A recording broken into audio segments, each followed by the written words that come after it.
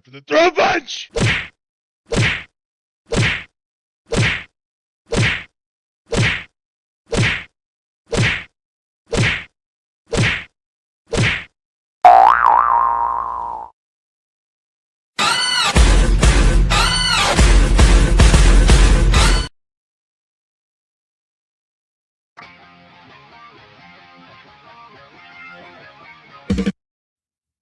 You came in like a thief, and you stole the crown. Your lies keep piling up, and we watch them weigh you down. The fair and greed that you stole, they run the whole fucking show. But we are not afraid, and we will not let go. The bigots rise, and you fan the flames. You build an empire of fear and pain. You're in it in with the billionaire scum, selling out this country while you play dumb.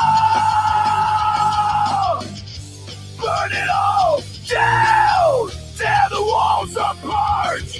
We will not bow! We will not lose heart! We will put an end to the hate!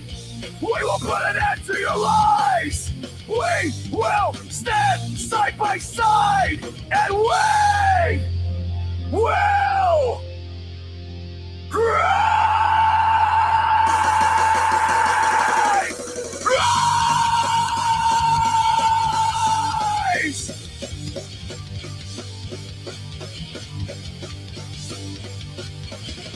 You think these cages are built for the poor and for the weak, for the families torn apart while you laugh and tweet? Look at the puppets dance to the corporate sound, but we are still here and we will stand our ground!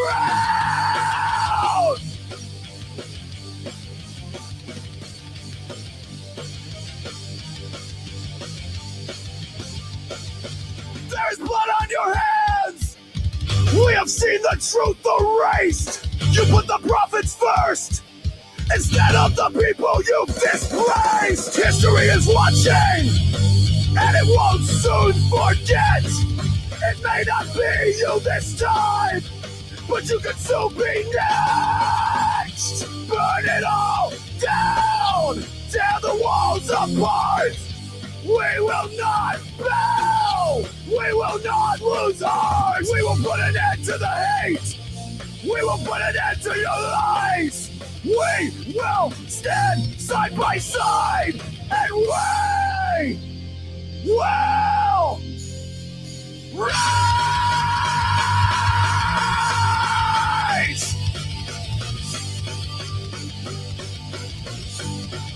Rise! Burn it all down! Tear it all apart! Burn it all down! Tear it all apart! Burn it all down! Tear it all apart!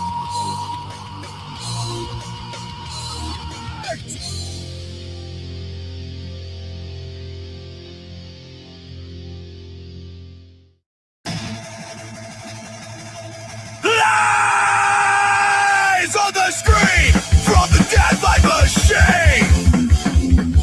Burn it all down! They killed the American dream! Don't blame an escalator! A tower built on decay! Smiling like a tyrant while the world fades away!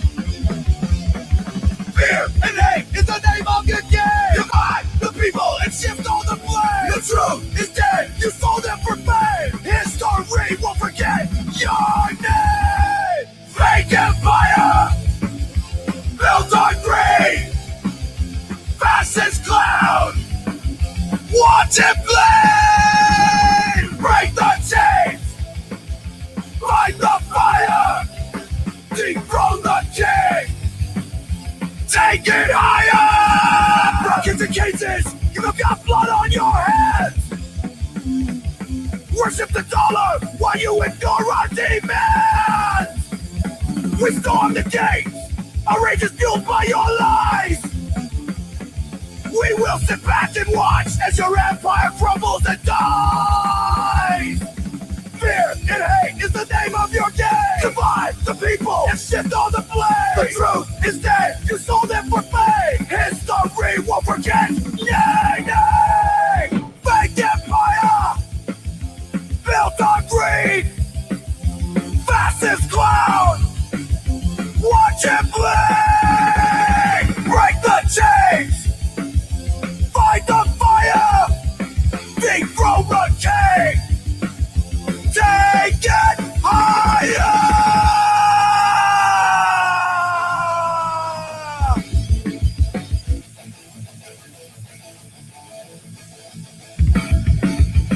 You build walls, we break them down. You spread lies, we burn this town. You breathe fear, we fight back. Hardcore, counterattack.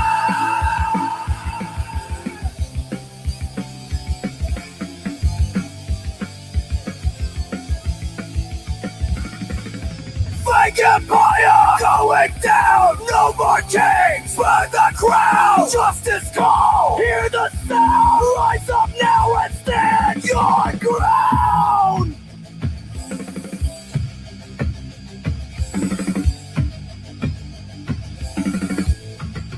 All out.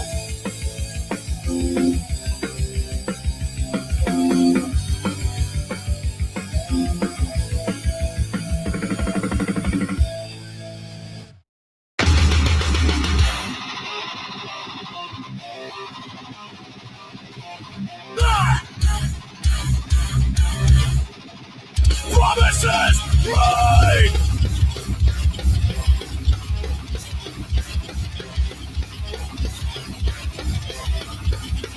Promises break. On a gilded stage, dividing the people, fueling the rage. Walls built high, but compassion's low. Truth buried deep beneath the show. No more lies, no more deceit. We will bow down, we will retreat. Voices loud, we stand as one. The fight's not over, it's just begun. It's just begun. Families torn at the borderline. Justice denied, time after time. Prophet's soul on the planet burns. When will we learn? When will we learn? No more lies, no more deceit. We will bow down, we will retreat.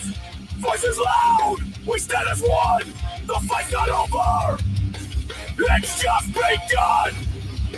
It's just begun. It's just begun.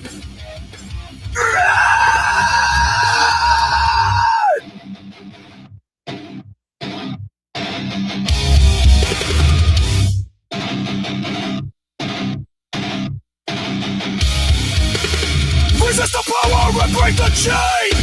Rise above all this hate and this pain. Together we're strong, we won't divide. In our unity we will find our pride. The fight's not over, it's just begun.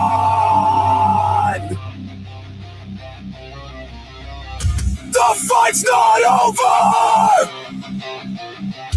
it's just begun.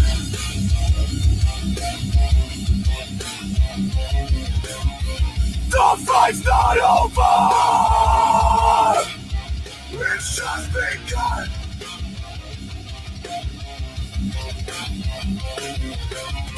The fight's not over,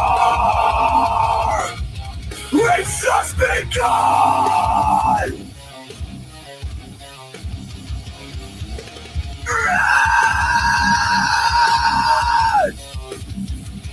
The fight's not over!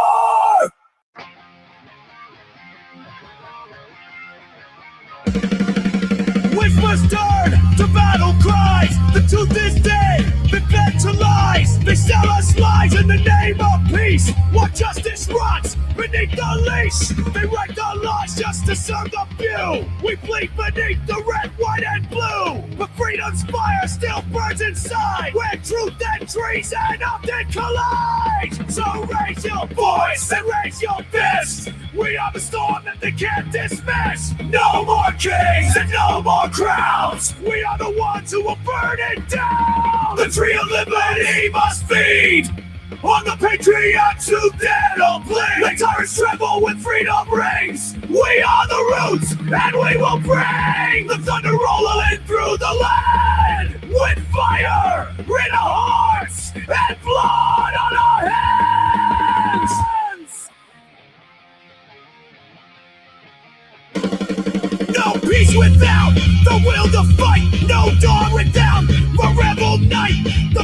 a joke and the courts offline, and American justice lags a decade behind. So strike the drum and light the flame. Each beaten soul will rise again. The people's wrath is a sacred flood. The soil drains deep the martyr's blood. So raise your voice and raise your fist. We are the storm that they can't dismiss. No more kings and no more crowns. We are the ones who will burn it down. The tree of liberty must feed on the patriots who dare to bleed. The tyrants tremble when freedom rings. We are the roots and we will bring the thunder rolling through the land. With fire in our hearts and blood on our hands.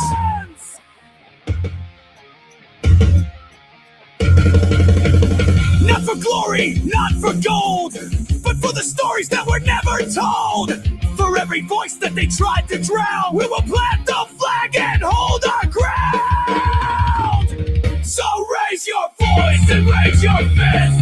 We are the storm that they can't resist. No more kings and no more crowns. We are the ones who will burn it down. The tree of liberty must grow with the blood that only the brave know. And if we should fall, then we fall as one beneath the rising vibrant sun. The tyrants will fall and the people will rise, because freedom never truly dies.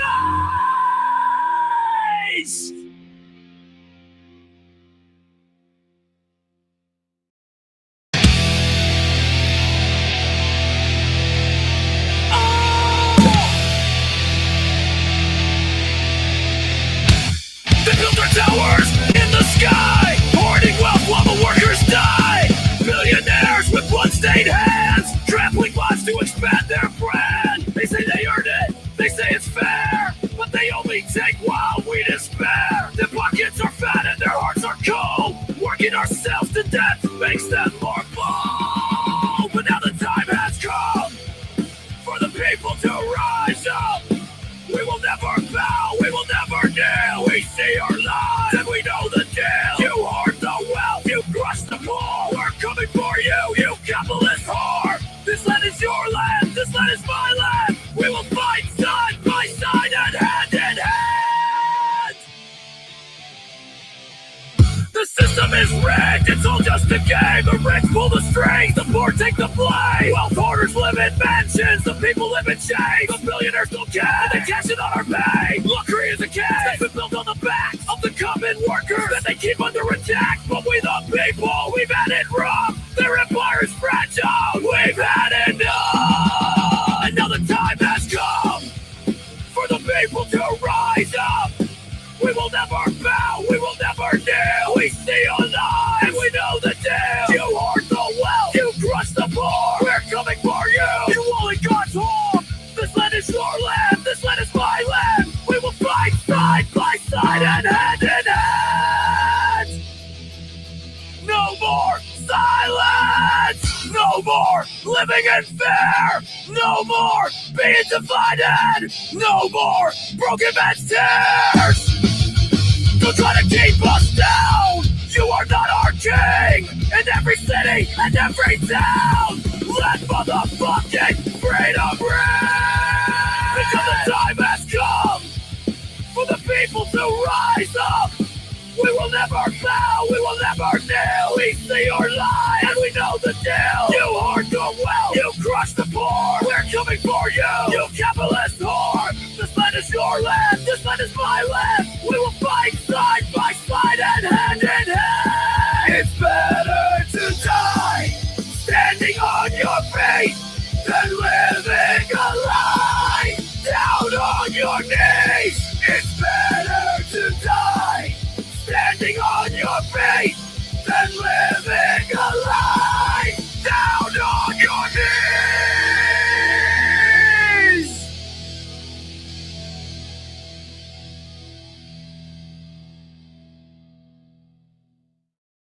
We signed up to fight for freedom, not to be the boots on the necks of Americans. You used us, you lied to us, and now we're coming to square the account. Get fucked and die mad about it! Edmonton 360, bitch! We wear the scars, we bear the pain. We watched our friends die in blood and blade. You said that we fought for liberty, but we came home to fight hypocrisy. You turned a rifle around on peace. You crushed dissent, you unleashed police. You sent us in just to guard your throne. You turned the streets into a combat zone. No one wants to know. Not in this fight, we are alive.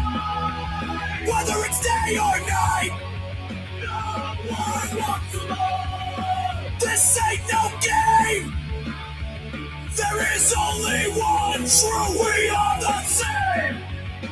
You armored up and sent the troops to beat down kids in protest groups, to guard the banks, protect the suits, so that they can't keep us under their boots. You wave the flag like it's a threat, but we remember every single bet that you left to rot, alone and discarded, while CEOs got golden parachute parties. One walks alone, not in this fight, we are the light. Whether it's day or night, no one walks alone. This ain't no game. There is only one true, we are the same.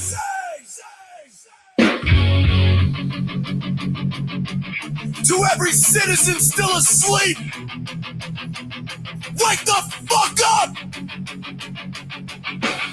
To my fellow veterans, remember your oath! Our freedom is dying right beneath our eyes! The people in charge tell us nothing but lies. The common people starve while billionaires see, and we're the ones tossed out in the street. Let's eat the rich, let's make them pay their share. Paying their taxes is a burden they can bear. Make billionaires right again! Not in this fight, we are the light. Whether it's day or night, no one walks alone. This ain't no game. There is only one true, we are the same. No one walks alone. Not in this fight, we are the light. Whether it's day or night, no one walks alone. This ain't no game. There is only one true, we are the same. No one walks alone.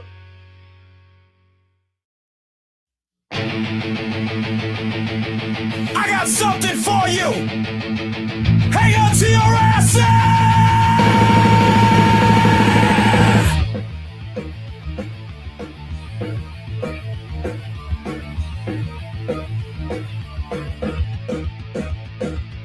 Golden towers, velvet ropes, behind the mask, a vulture chokes, power suits and dirty hands, wag the dog in desert sands, victims screaming into voids while kings play gods with broken toys, airbrush laws on every screen. What the hell does justice mean? Lock room, VIP, predator in a crowd walking free, blood on the floor, hurt trooping chains. How many more gonna scream in vain? You built your throne on broken laws. Now you're scared, you know what you saw.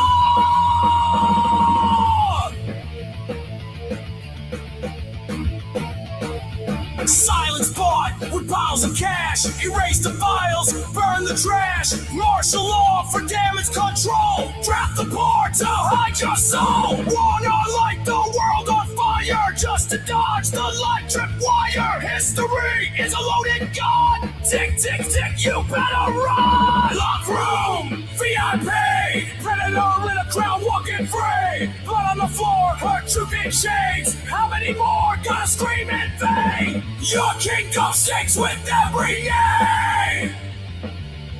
You'll kill us all to dodge the blame.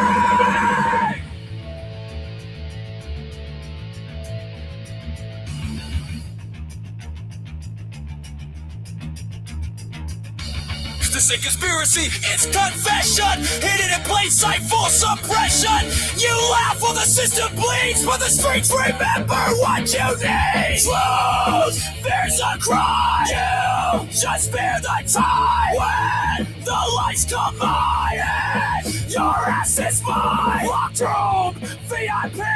No more secrets, no more gates. Dragged across your marble floor. Truth is kicking down your door.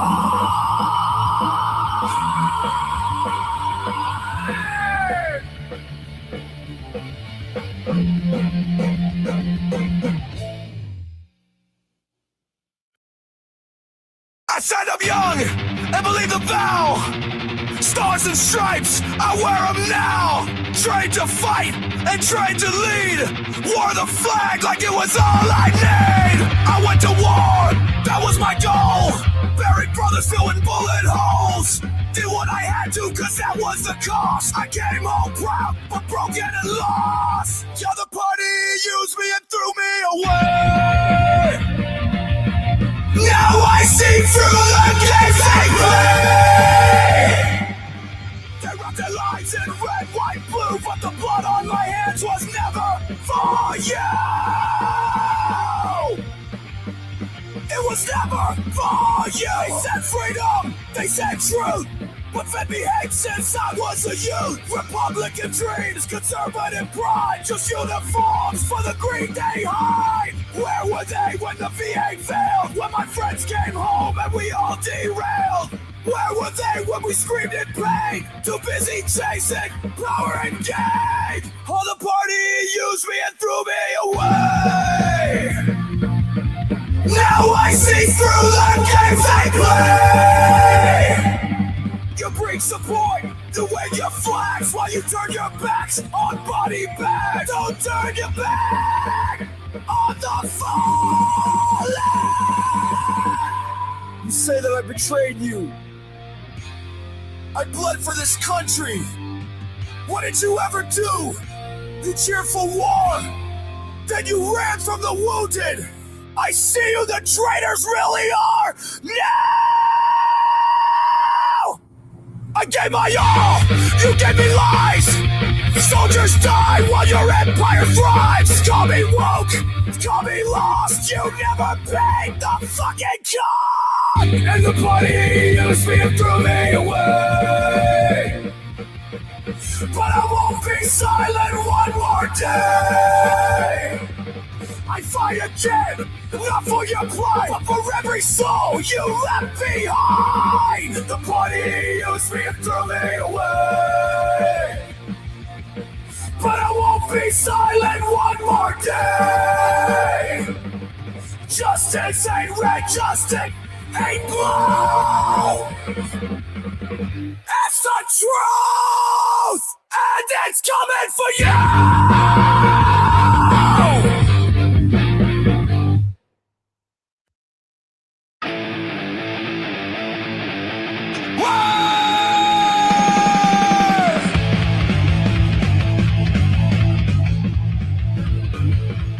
Marching down the street with your MAGA flag, spitting serpent's lies while you're waving that rag, screaming freedom while you chain the weak. It makes me sick every time you speak. Beneath your cross, beyond your screen, you sold your soul for a fascist dream. Keyboard warrior that don't know pain, a cultist clown whose leader's insane. You want a king, not a constitution. You crave control, not a revolution. But you lick the boots, you're a rich man's pawn. You say you're free, but your freedom's gone. You're not with us, you're a fucking disease. You live in fear, spread life on your knees. Try to own the limbs, but you just don't regret. You fake your fate, now you choke on the dead.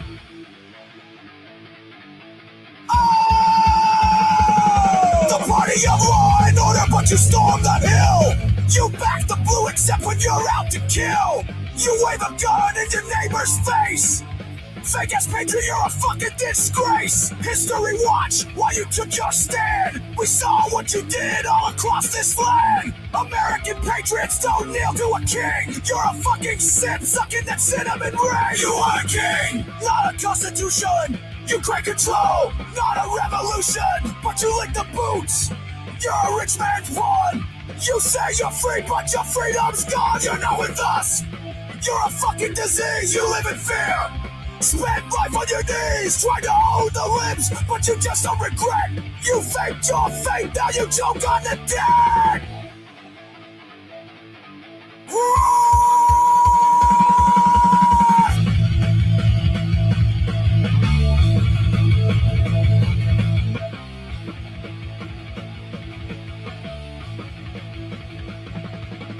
You traded your hood for a MAGA hat. The mark of the beast, you believe in that. You don't believe the words that you shout. You chant just to drown out the doubt. You were born to lose and you still started this game. The fire is coming and we are the flame. We're gonna tear it down, bury it 6 foot deep, and we'll never forget that you're a sheep. You are a king, not a constitution. You take control, not a revolution, but you lick the boots. You're a rich man's pawn. You say you're free, but your freedom's gone. You're not with us. You're a fucking disease. You live in fear.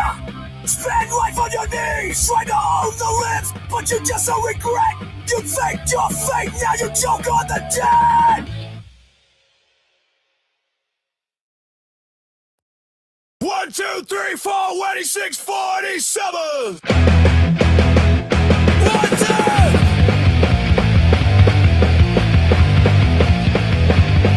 He wraps himself in red, white, blue, and lies. Makes empty oaths and louder bases boast.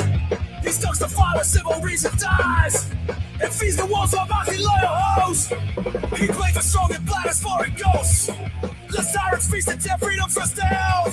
His throne is built on smoking shit posts. He sold us out to buy a gilded crown. Lady liberty, let truth come down.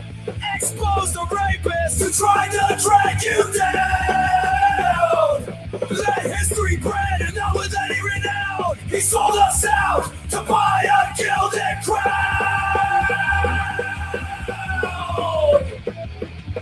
He scores people who bled for law and land, and praises the mob that stormed the sacred floor. A coward's grin, a scepter in his hand. He chooses chaos, shatters every door. His pledges rot the meaning nevermore. He trade the truth of treason, gain renown, and still he begs for power, blood, and war. He sold us out to buy a gilded crown. Oh, Lady Liberty, let truth come down. Expose the rapists who tried to drag you down. Let history brand him, not with any renown. He sold us out to buy a gilded crown. He turns his back while tyrannies grow bold. He whispers secrets where the hawk should warn, and all for what? Some towers fake and gold. A name embalmed in scandal, loud and worn. No martyr here, just falling to be mourned. A fraud and silken jester in a gown. The gospel's house for shaming more than dawn. He sold us out to buy a gilded crown. Lady Liberty, let truth come down. Expose the rapists who tried to drag you down. Let history brand and not with any renown. He sold us out to buy a gilded crown. Oh, Lady Liberty, we let you down. Oh, Lady Liberty, we let you down.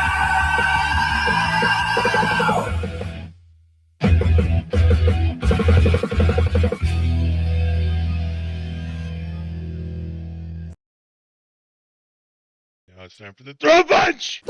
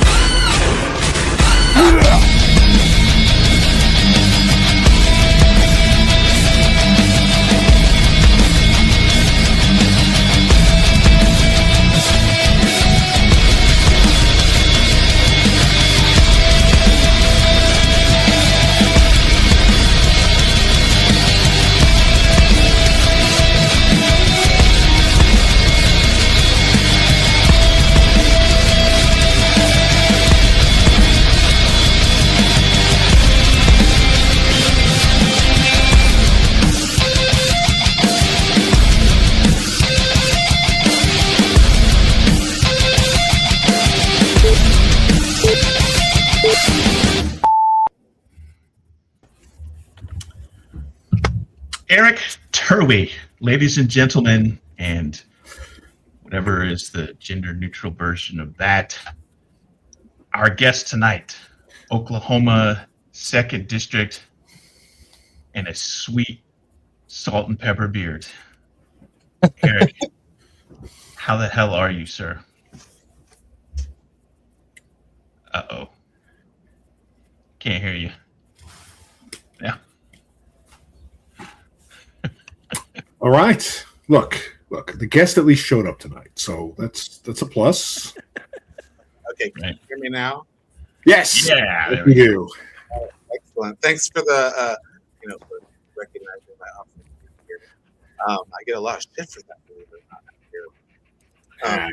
My name is Erik. Yeah, and I am happy to be here. Thanks for having me. I really appreciate it. Thank you for being on the show. Thank you for being here.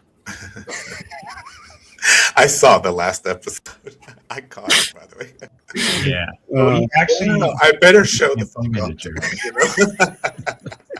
up. She got, I guess she caught the political candidate version of what we call con crud. Yeah. For those of you that don't go to conventions, con crud is basically where you go to like a large, sci-fi nerd convention, and all the dirty nerds there have dirty girly hands and everything. You come home and you're like, ugh. Yes. So she took some medicine and then like zonked. Oh, poor thing. Well, I hope she's better now. Let me turn my volume up here. I can't hear shit. It's not you, it's me. Okay. Sorry. Just let me know if there's anything I can adjust on my end. There we go. All right. So tell us about yourself. Yeah. So like you said, I'm from Oklahoma. I'm out here in Oklahoma's 2nd Congressional District, which is like the eastern third of the state. It's pretty big, 22,000 square miles. It's a lot of campaign territory to cover, but we're doing it because it's important. I grew up here. This is my home. I'm kind of a normal guy. I've been watching a lot of podcasts lately, and I've been getting a little bit pissed off because everybody seems to be so polished. And if that's what you're looking for tonight, you're going to be really disappointed, because I'm just a normal ass guy who is a pissed off former teacher who is sick and tired of watching his state beat 50th in education, worst in women's outcomes. If you're pregnant and you want to have a baby, don't come to Oklahoma. Go to like South Sudan, because you will have probably a better time of surviving there. Honest to God, it is so bleak here at the moment. Watching our education, our healthcare, all of our rural hospitals close, watching our veterans being ignored, watching everything that you can imagine go wrong at the state level, and then watching those same ideas being taken to the federal level. I was like, man, I got to do something. And there are no Democrats in my area. Honestly, I don't think there are many Democrats, even in the national, arena, who were talking with the kind of urgency that I needed to hear. They weren't pissed off enough for this moment. They don't understand what it means when gas is as expensive as it is, or our insurance rates. Oklahoma has the 2nd highest insurance rate in the country. When it costs like a mortgage to insure your car, that's a problem. When your mortgage itself is, crazy expensive, that's a problem. I was in the hospital recently and came home with $100,000 in bills with insurance. That's a problem, And so I just wasn't hearing what I needed to hear. Nobody was pissed off enough. And I thought, damn, I'm going to have to do this myself. And so about a year ago, I got my best friend. I coerced her into joining me in this crazy ass, odyssey. And here we are, really excited, a week away from the primary. And we think we're very excited about next week. I'll just say that. That's awesome. Well, you tip right into the main point. One of the biggest issues this election is affordability. And I'm glad to hear your energy on it. Would you like to talk a little bit about what your plans are as far as addressing it? Yeah. So, right now, what we have is a Congress who is they're just not doing their job. I think that if we had a Congress who understood that their job is to be a check and a balance on the presidency, no matter who that is, we wouldn't have the economic problems that we have, at least exacerbated to the point that they are today. We are suffering at the pump not because of general bad economic policy amongst Americans. We're suffering because of one man's terrible choice to take us to war. That same man is the one who slapped tariffs on all of these imports. He's the same man who started an unnecessary trade war with China and the rest of the Asian countries that we do so much trade with. I mean, these are self-inflicted wounds. And these are things that if we had a Congress who was willing to stand up to the president and say, hey, you know what, actually, we have a say in this. This shit should not be happening.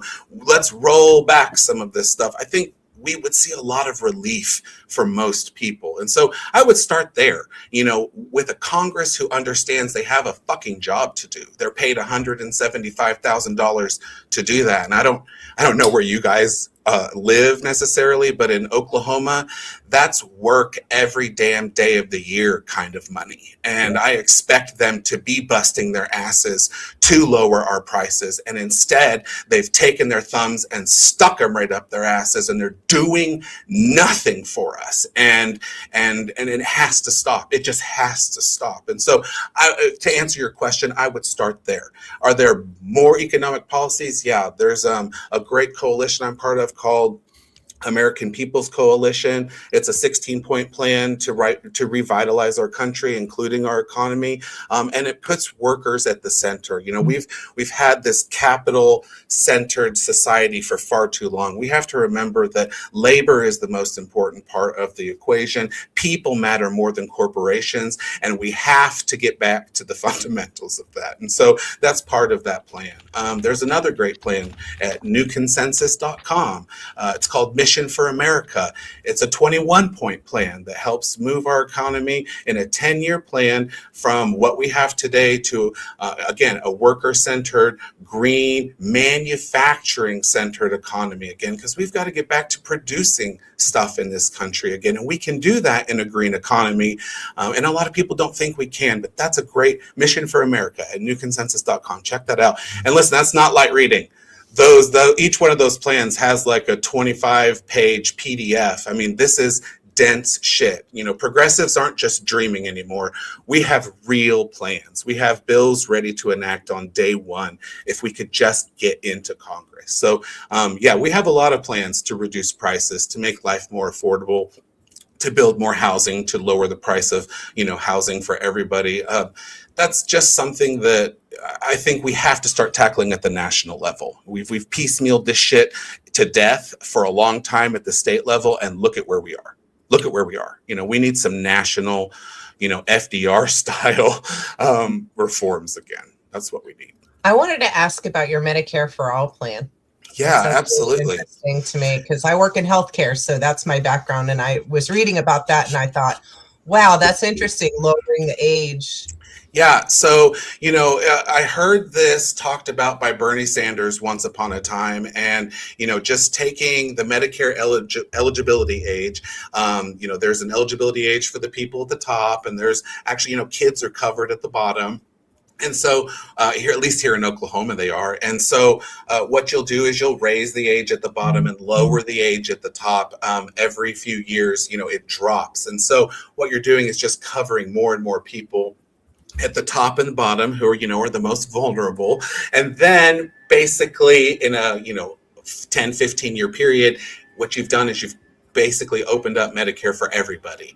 And, I don't believe that you have to force everybody onto it. If you make it available to people, I'm confident that people will sign up for it. I am confident that people will use it because I live in a state where we don't have healthcare options. I think that people who fight this come from a place of healthcare privilege, and we don't have that here. What we have are all of our hospitals closing. We're being offered life flight insurance in Oklahoma because we don't have fucking hospitals within 2.5 hours of a drive. That's the situation we're in. So I think that we've got to get to a Medicare for all system where everybody has access, but access means more than just having a card that says I'm entitled to health care. It means making sure that we are reopening these hospitals. We're making sure that if we can put a post office in every town in America to make sure that you get your bills, we can make sure that there's a clinic in every town in America with a doctor and a nurse so that everybody can get basic health care in this country. It's just a question of priorities and funding. And so we've got to take a really hard look at how we fund stuff. You know, I know our military is a big part of our budget. It's got to stop. It has to stop. And I know I'm talking to vets, but our military presence abroad is it's just too much of a burden for our economy to bear. We cannot afford it any longer. And I think that closing some of our bases abroad, consolidating some of our bases, really being more strategic with our funding opens up the possibility of a better military and also, you know, better domestic funding for some of these programs. Speaking of the agendas that you are championing, I was informed that you're proponent for State Question 832. Yes, sir. Yep. So, yeah, so 832 is to raise the minimum wage here in Oklahoma. It's right now at $7.25 an hour. Jesus Christ. It's really bad. And so here's what 832 would do. It would make the minimum wage jump to $9 an hour immediately. And then it would step it up to $15 an hour by 2029. And if you can believe it, it only has 51% support in the last poll that I saw. It's the disinformation campaign is real out here. The lies are just it's crazy. But I'm absolutely, of course, in support of raising the minimum wage. You know, everyone's like, oh, my groceries will go up. Bitch, your groceries are going up already. Are you kidding? I just paid $1.68 for a green bell pepper. You know, like, if you don't know, that should cost you like 70 cents. I mean, it's insanity what's happening at the grocery store. And it has nothing to do with the minimum wage here. And so they're like, oh, it's going to cost more for stuff. Well, but that's not really the problem. The problem is people can't afford housing, and housing isn't going to go through the roof because we raise the minimum wage. People can't afford, you know, their groceries, which are already grown in states where they have higher minimum wage standards. And listen, our minimum wage, that $7.25, comes with exceptions. My sister is a waitress. They're only required to be paid like $2.20 an hour. Agricultural workers are an exception. They can be paid under minimum wage in this state. And 832 eliminates those exceptions because work deserves fair compensation. And it doesn't matter if you're 16 years old or 60 years old. Your time matters, and it should be compensated accordingly. I really like what you're talking about, especially your vocabulary. It's right up my alley. I've decided to have a bucket of pearls at every event I go to so they can put them on and clutch them, because there's little old ladies in Oklahoma who are like, oh God, Eric, can you calm down? I can't calm down. Especially nowadays. Like, my mother does not curse. Finally, she said she understands why cursing is a thing. I'm like, yes, it is. What I was wondering was, because I'm from Wyoming, who is arguably actually the craziest state right at the particular moment. What kind of events have you been going to in your district, and how are you communicating with the people who are there people who are those MAGA, sort of, stuck in, followers of, Trump, or how is it going? Are you able to penetrate it all? Because I think a lot of what you're talking about are things that really shouldn't be partisan. They really shouldn't be for people. And they're not, because, when we go out to events, and we've done a lot of, it's primary season. So there have been a lot of events that have been really Democrat heavy, because that's who we're courting at the moment. True. But there are a lot of mixed events that we've gone to where there have been candidates from both sides. And so we've gotten to meet a really diverse crowd. And it has been surprising to me how many Republicans have come up to us when we've been out at festivals or when we've been at those mixed events, who have said, Okay, I was on board in 2016. I voted in 2020, and that was embarrassing. I really believe things would be different this time, and I cannot believe what's happening in my country. And so I have been really shocked at how many of those people have been showing up, and it's been a relief, because honestly, we can't win without those people in this district. We have too many Republicans in this area. But I think what's more important is so many of the Republicans in my state who are genuinely centrist, who are genuinely decent, who understand that we all need hospitals, who understand that when a small town's clinic and their public school close, that town dies. Like, when they have just checked out of the process in this state because they have been chased out by the absolute fucking crazy white Christian nationalist extremists who now control our state. And so it's getting those people re-energized, making sure they understand you have a choice. Yeah, I'm a Democrat, but I think lowering costs is something that should appeal to everybody. I think that making sure that we have good quality education is something that should appeal to everyone. We all care about these common things, and just making sure that we use the right language. You talked about vocabulary. I don't speak necessarily with all the right words for like a coastal Democrat or somebody in a city, for example. But when I go out there and I'm talking to the voters of Oklahoma, I understand where they're coming from. This is my home. I know the language. I know how to speak. I know their faith. I understand our traditions, our history. I have deep roots here, and I think that is an incredible asset in this race, when we're talking about reaching out to those MAGA voters. It is, speaking plainly, I think people appreciate where we're from.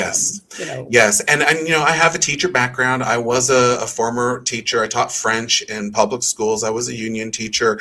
And, you're not going to be very successful at teaching French if you don't figure out how to explain things in very plain English, to these kids. And I had a lot of kids who would come to me during my lunch period or before or after school who would want math help for that exact same reason, because I also struggled in math when I was in school. And because of my struggles, I understood kind of how to explain things, break it down in ways that maybe a math teacher couldn't, necessarily see at the time. But it is being able to speak with these people on their level, meeting them where they are. It's very important.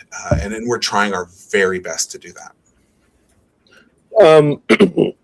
Let me ask you, I want to go back to you talking about the military. When you talk about closing bases, we get a little pushback here. So what bases would you like to close? Because the nebulous bases it kind of neglects the fact that some of them, I think, and others will think, are necessary to be there.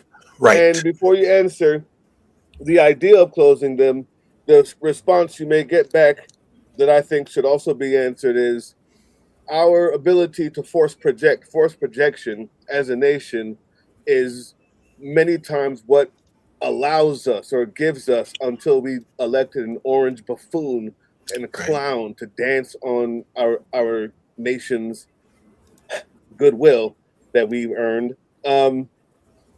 That forced projection, that many of those bases are there for a very strategic reason, not just to bolster the pockets of military industrial organizations, but also to force project and maintain a visible power ambiance on the world. So talk about which ones you would like to close specifically, and also the idea of how are we to still keep this force projection if we were to close them?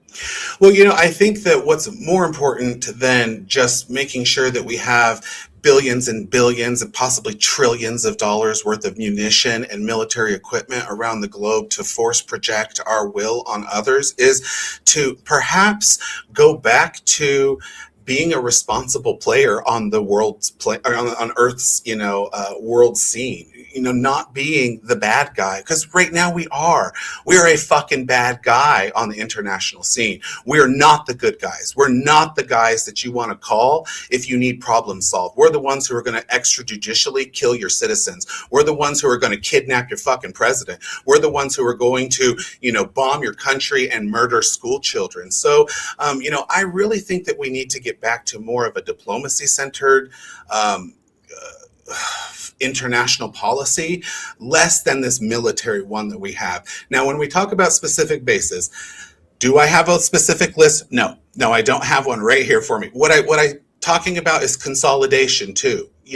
We don't need to have 15 bases around the Persian Gulf. We don't, if we're good partners in that area, if we have allies in that area.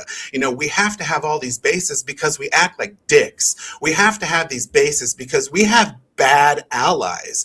And if we had less of that, if we were more responsible, if we were better at diplomacy, we wouldn't be in the quagmire militarily that we're in. So I think it's about looking at some of these Middle Eastern bases and saying, how many do we have? How many do we really need? What is our return on that investment? What are we really getting? Are we that much more secure? Because as someone who graduated in 2000, went to college and saw September 11th happen, lived through all of his friends going to, Iraq and Afghanistan, I just don't know what we're getting on our return for our military involvement in the Middle East. And so, when I look at places like that, I'm thinking, yeah, get us the fuck out of a lot of that. And because how are we safer? We still have all of these terror state protocols enacted here in America. We still live like we are constantly under threat, because maybe we are, but we are not any safer because of that. I just don't believe that we fundamentally are. And in fact, I think that our actions, funding a genocide in Gaza, Jesus Christ, my niece's children will have to live with the repercussions of that shit. I mean, the kinds of terror that we have bred with, we sowed the seeds of terrorism with every bomb that we drop. And that is directly related to our military presence there. And so we have to cut back. We have to, I don't say that we have to leave, because you're right. We have to protect ourselves, but I don't think that that's necessarily what's happening right now. And an honest conversation, I think, includes, can we close some of these bases? Can we reallocate these funds? Can we do something smarter and more strategic? And that's, I guess, more what I'm talking about than just blanket closing all of our international bases, because that would be irresponsible, for sure. Yeah, I think there's definitely a case to be made for some. I think there are some bases, like, for example, forces in Korea and parts of Europe, that do serve a valid, absolutely political deterrent thing. But to your point, there's certainly a lot of places that we're in that it's like, we're kind of in a bad place to prop up a really terrible regime so that terrible regime can oppress its people and make our companies a slightly bigger percentage of money on resource extraction, foreign manufacturing, etc. Yep. Like, and when we're talking about that, it's upsetting to me that we're taking munitions from South Korea where we need them, where they should be, because there is a crazy madman in North Korea. We should have the best of the best there, and they're having to take it and use it in the Middle East to fight this ridiculous war of choice that we should never have fucking been in. And so, we're talking about, there are places where, like you said, it is critically important that we're there and in real force. But, like taking it from those places and having to haul it somewhere where I really just don't believe we need to be anymore. God damn it. That pisses me off, because that's our money. Those are our bombs, and they're doing that in our name. And I'm not okay with murder. I'm just not okay with it. The shit's illegal, and I'm sick of it. Yeah, I'd vote to end that day one. Mike Trainer in the comments there, we need to get our soft power back up and running again. I really agree with that. Yeah. I was recently in Africa and talking to a friend of mine who's in Doctors Without Borders, and he was talking about being in South Sudan and being in a hospital there, and the maternity ward, because they get all their, at the time they got all their supplies and aid stuff made in the USA, stamped on every box, big American flag, every single one of them. And the children being born there were all named George Washington and not even a couple of Donald Trumps in there, because they were like so grateful. This was the worldview that they had in the United States, was this massive, positive thing. And it was such a small monetary investment relative to blowing people up in other parts of the world. And it was such a positive thing that we got. And now when I went more recently, it was staggering to see that so much of the U.S. soft power and influence had been immediately usurped by China. That even little things like the building designs are putting up, basically pagoda designed buildings. There's very Chinese-based decorations on top of walls. There's a highway through the middle of their capital city that's dedicated to Chinese citizens to be able to drive on. The regular people who actually live there get to drive on roads on either side of it. It's astounding, and they moved in fast. And they are putting down. They're putting down roots. They put a massive train line in through the center of the country that is a major infrastructure and economic engine for them. And they're showing like, hey, there's a better way than relying on the United States. And a lot of it is because we've been such a military force. To be our friend has been a real asset, because we'll kick anyone's ass, right? But here comes China, and without having to do that, they're just writing checks. They're just daddy warbucks over there. Like, oh, you need a new highway system? Done. You need high-speed rail? Done. You need a hydroelectric, dam? Done. And people have no idea. That's the kind of shit that 40 years from now, when their houses are still being powered by that dam, they will still be thankful for China's presence in their country. And it wasn't because, it was all because of soft power retreat, and that's what you get when, like you said, we elect a buffoon, who just insults everybody. And like I said, kidnaps their presidents. Who could be friends with this guy? He will fucking kidnap you. I mean, it's just insane. It's insane. I don't understand the world we're living in. This is what happens when racism takes hold.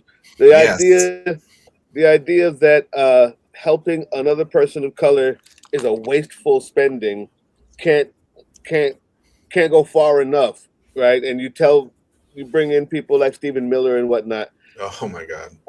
You realize that type of ignorance and stupidity has actual real world consequences. They have been using race and division as a way to get votes forever, not realizing that the disgusting monsters they were creating in doing so would end up destroying themselves and us in the long term. So that's where we are. And I think we need to say that clearly and plainly as often as possible. Yep. So I do see, though, that you're a member of the Balance Accountability. Yes. The Take Back Congress. Yes. Take Back Congress. Yeah, we got 5 pillars, term limits, rolling back Citizens United, making an enforceable code of ethics for the Supreme Court, stopping the Congress to lobbyist pipeline, and ending stock trading for people in Congress, period.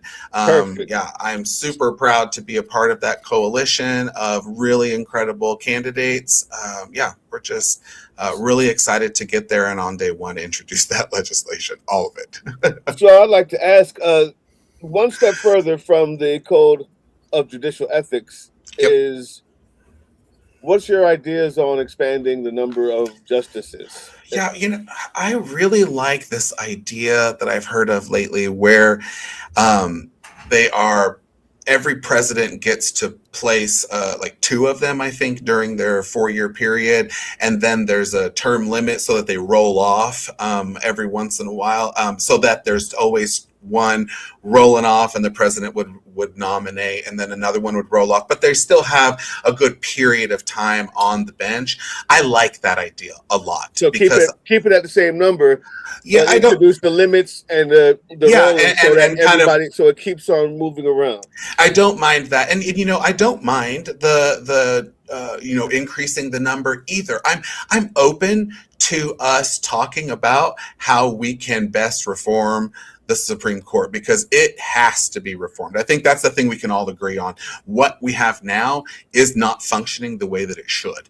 And so am I open to it? If that's the best solution, yes, we can add seats to it. But I think that it's easier if we work within the bounds that we have, and do something like that. Perhaps. I don't know. That's something maybe I'd have to talk a little bit more with a legal expert on. I'll admit I'm no legal expert. I am a former French teacher. I work in frozen custard mines now, so it's I don't speak a lick of French. Okay. So that's all. I mean, we all have our capabilities. Yeah. So I'd have to do a little research on that, but for sure we need reform. And I'm open to that for sure. I'm not one of those traditionalists who's like, don't touch my fucking Supreme Court. Don't you dare touch my Constitution.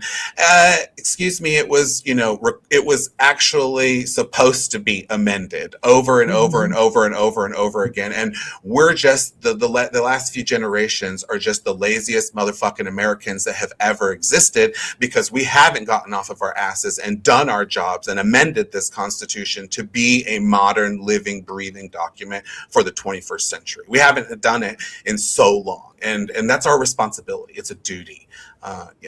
Geez, I could go on and on about that. Well, we will let you. Absolutely.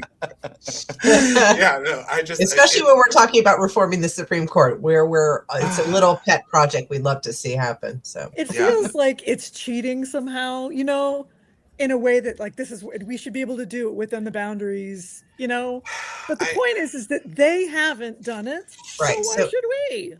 Absolutely. And that's something that I have encountered over and over and over again on the campaign trail, is this idea that people are really tired of the opposition, in this case the Democrats, being that party who it goes high. When they go low, I've kind of started telling people, when they go low, I go straight to hell. We are going to undercut them. We will play by their rules. We will fucking kick their asses at their shitty, cheating monopoly bullshit. We'll take back the board, and then we'll set the record straight. But I will absolutely fight fire with fire, because we're getting our fucking asses handed to us. Women have lost the right to control their body. I will lose the right to be married to my husband. I guarantee you, we are losing our rights, and we're losing food access. We're losing housing access. We're losing healthcare access. It's life and fucking death, and that's. It's really important people understand that. It's life and death. It's nice to have principles, but you really have to put things in black and white. Exactly. I'll revisit my principles later, but we're going to fight fire with fire. And if we have to roll up our sleeves and get a little fucking dirty to do this, we will do that. I'll do it transparently. You'll know exactly what I'm doing every day of the week and how I'm spending my money, because I believe in that. But I'm going to go and try to kick their asses. I am going to fight every last second of this race, because that's what has to be done. It has to be done that way. We've seen the results of pussyfooting around issues. We've seen the results of going into negotiations on our hands and knees, asking for what Republicans will fucking give us as scraps from their table. I'm tired of not negotiating from a position of power, and I think that it starts with the right attitude, and Democrats haven't had that for a long time. Yeah, agreed. Good to see that fight. Honestly, there's so many are out on various talk circuits, doing the shows and whatnot, and you don't see any kind of fire to them. No. I appreciate it. Well, and thank you. And it's really important, especially for people in red states. God, if you're living in a red state, please understand that you have Democrats in your communities who are just not engaged. That's why you have the situation you have in your state. You have to re-energize those people. And some of them just need, like, they're like a dead battery in the car. They just need someone to come and give them a jump. And that's what we do. You know, we go meeting to meeting. We talk with a little bit of energy and we bring more people in, and it's like jump starting them, and they go out and they give other people a jump. And it's getting those people re-engaged in the process. I saw someone say they don't think that voting matters. They said that in the comment. Voting will fix this shit. It's the only way that will fix this shit. And the way that we get the voting, you know, to go our way is to bring more people to the polls. It's the only way we do this in a nonviolent manner. We have to get more people involved in voting. And Oklahoma has the worst rate for voting in the primary. So, you know, being energetic, getting people energized is critical. If we don't do that, we don't win. So hopefully when is your primary? It's next Tuesday. We've got 7 days before our primary. So June 16th. Yeah, it's really close. It finally hit me probably about 30 minutes before this pod. I was just, you know, getting ready, putting on my shirt, and I thought, oh my God, I have 1 week until my primary. You know, and it's How is your field looking? So our primary field, there's just 2 of us in this field, and he is a great guy. Honestly, he lives down the street from me. In a district that's 22,000 square miles, we live in the same town and vote at the same precinct, the same church. But he ran for Senate in 2020. He ran for city council here. He ran for this exact same seat in 2024. And every time we just get worse and worse and worse results. And so I just couldn't let that be the candidate for this moment. It's just too important. And again, the race has been really friendly. Our ideas are really similar. In fact, it's just that he doesn't have the energy. He doesn't have the charisma. He just doesn't have what it takes to meet the moment. And we needed someone who would. And so, you know, nothing against Brandon, lots of love to him, but, you know, we just needed a different energy for 2026. I hope that's the key to unlocking it too. I have a mutual friend with Big Sarge who lives out in Oklahoma who always says that, you know, he doesn't feel there's any point to voting in Oklahoma because there's no one else who's going to vote the way he's going to vote. So yeah, exactly. And it's really common. We have a lot of Democrats who are like, I fucking gave up 20 years ago, and it shows. It shows. Who? What are we talking about? Oh. What's that? I just laughed. Fuck that, dude. Yeah. Don't tell me. You know, we all know each other out here. So yeah. Speaking of which, am I allowed to ask? It's kind of like WIO that way. There was just an article that weird. the Democratic Party exists again in all 23 counties in Wyoming for the first time, and yes, no Democrats. Listen, and that is what I've been telling Democrats everywhere I go is we're reorganizing. We have all those counties that were not organized for years and years and years, and they're all starting to reorganize. There's like this real energy in Oklahoma again that, you know, if you were to read every single state's constitution, and don't bother doing it, I'll just tell you, ours is the most progressive one. We are the only state that ever voted for socialists. I mean, we are super progressive as far as our roots are concerned. And our workers, honestly, you know, a lot of people are like, Eric, there's so many Republicans registered in Oklahoma. How the hell will you ever win?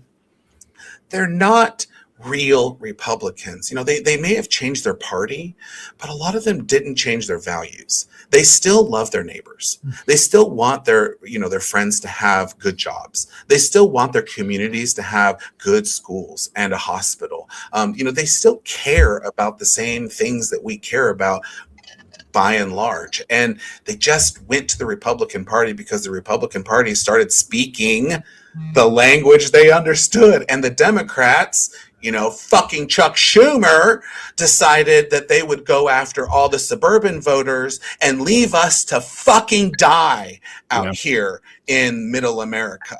And so, you know, there's a special place for that motherfucker and the rest of those centrist Democrats who helped create the nightmare hellscape that we live in.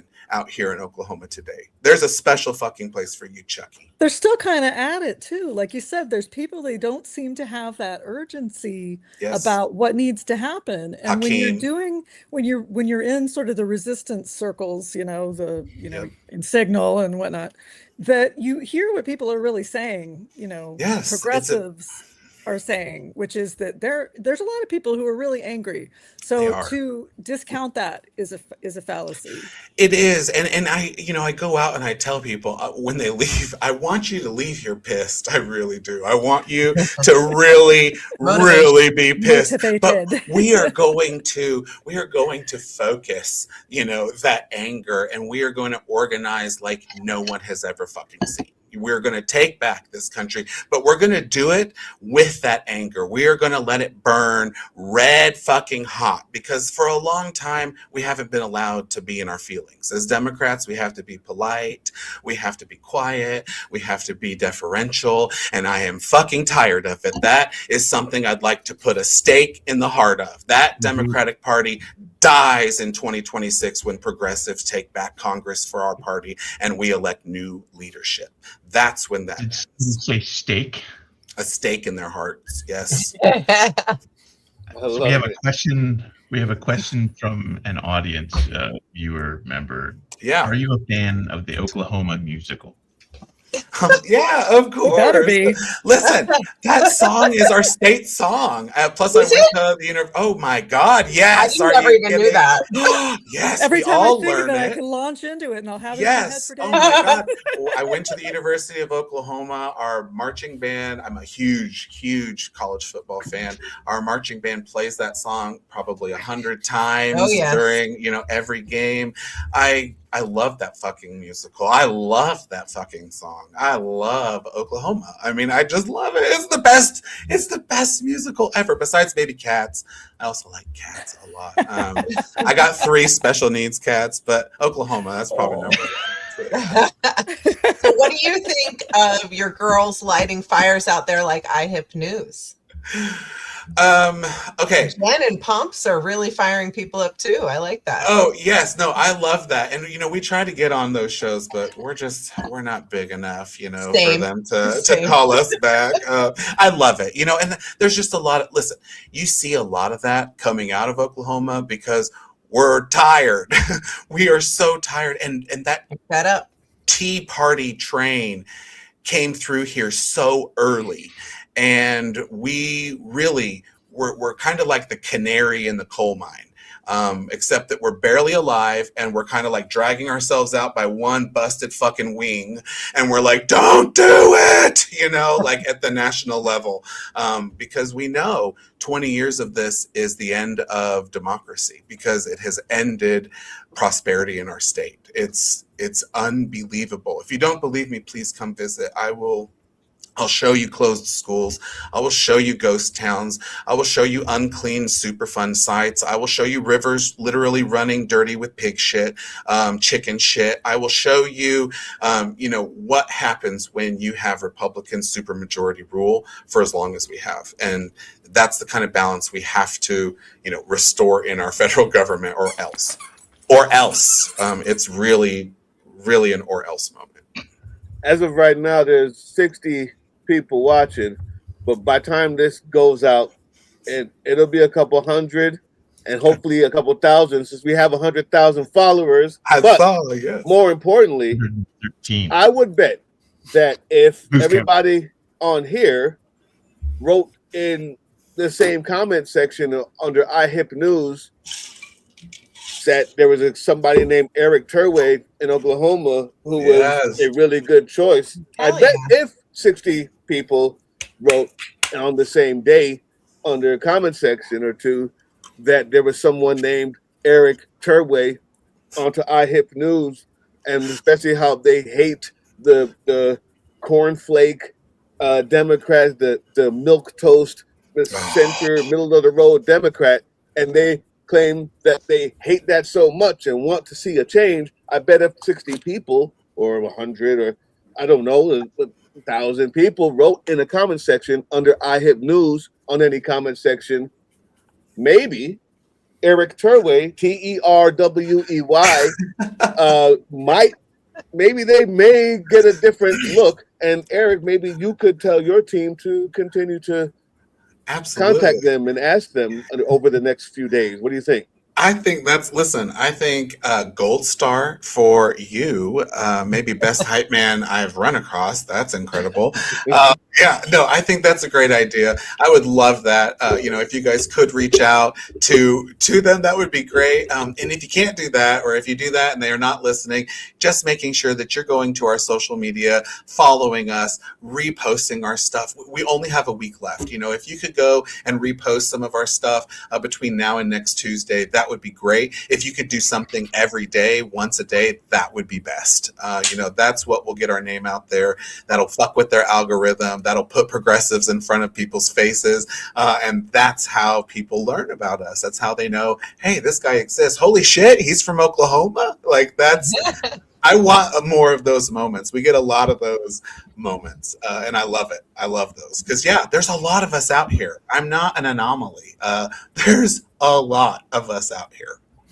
My cousin lives in Tulsa, and she's one of your ilk. Yes, I love Tulsa. That's where I taught. I love it. My little cousin wrote a play about the, tragedy, the Tulsa race riots. She wrote a play, and they put it on in Tulsa, and so they're trying.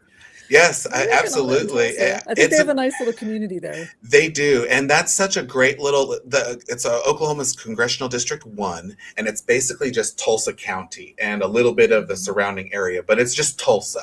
And the Republicans haven't gerrymandered it too badly because they're really confident that they can always win it.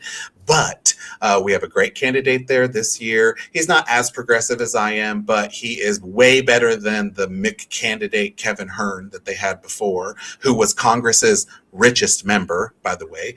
And so, it's a great little place, super duper blue. I go there when I need to bathe in a little bit of liberal, progressivism, maybe have, some food that's not just like Chinese or, Taco Bell or something, which is kind of what you get here, or a hamburger, so that's where I go. And I love Tulsa for it. So tell your, would you say sister or niece? Cousin.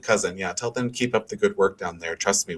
They're a bastion for the rest of us in the area. They feel needed. Yeah. Oh, they are. They are the anchor for all of us little blue dots around here for sure. Well, worth noting that just about all of the staff here at Sons of Liberty are actually in red states. I think I and Edmund Jamie are the only two exceptions for the admin team that are not. And we're in a purple state. Nice. Yeah, you still aren't in a blue state. There's definitely some blue dots out there that want to fight. That want to put this back. Yes. I'm in Texas, and that is the landscape that Texas is. Florida. But people are very optimistic. There's a lot of optimism about, there already was about James Tallarico before Paxton is. Yeah. There's a lot of optimism because of the Christianity factor and because all he has to do is be himself. Exactly. He speaks the language of those voters. And for so long, it's like Democrats, we haven't felt like we've had a candidate who could genuinely connect with people on that level for some reason, as if we don't understand faith, as if we don't also go to church and read our Bibles and come from that same tradition. I'm excited about Texas. My dad is from Florida.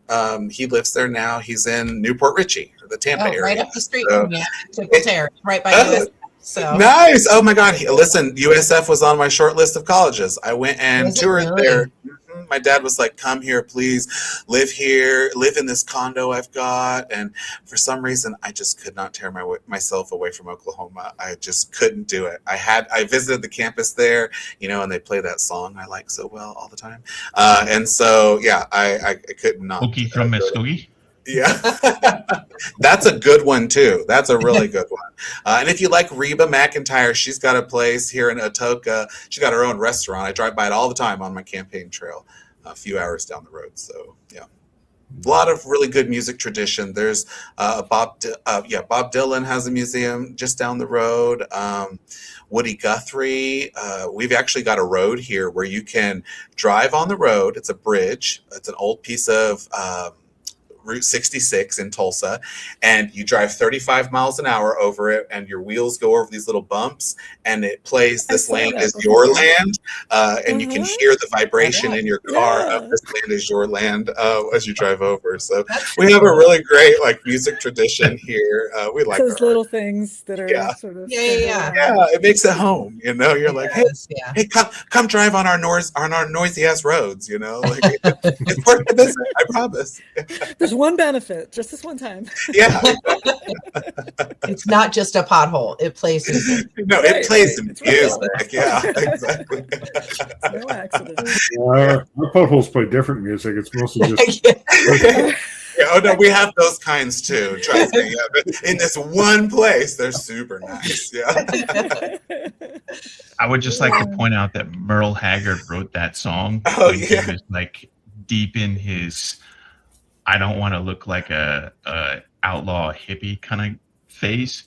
And then when he got into that phase, he's like, I resent having written that song. He's like, I wish I'd never written that song. He's like, it made me some money, but this is where I belong. And what he was referring to was the outlaw country movement, where they were more of a kind of a populist,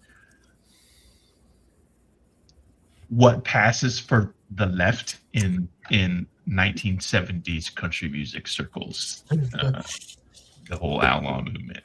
It was actually really progressive.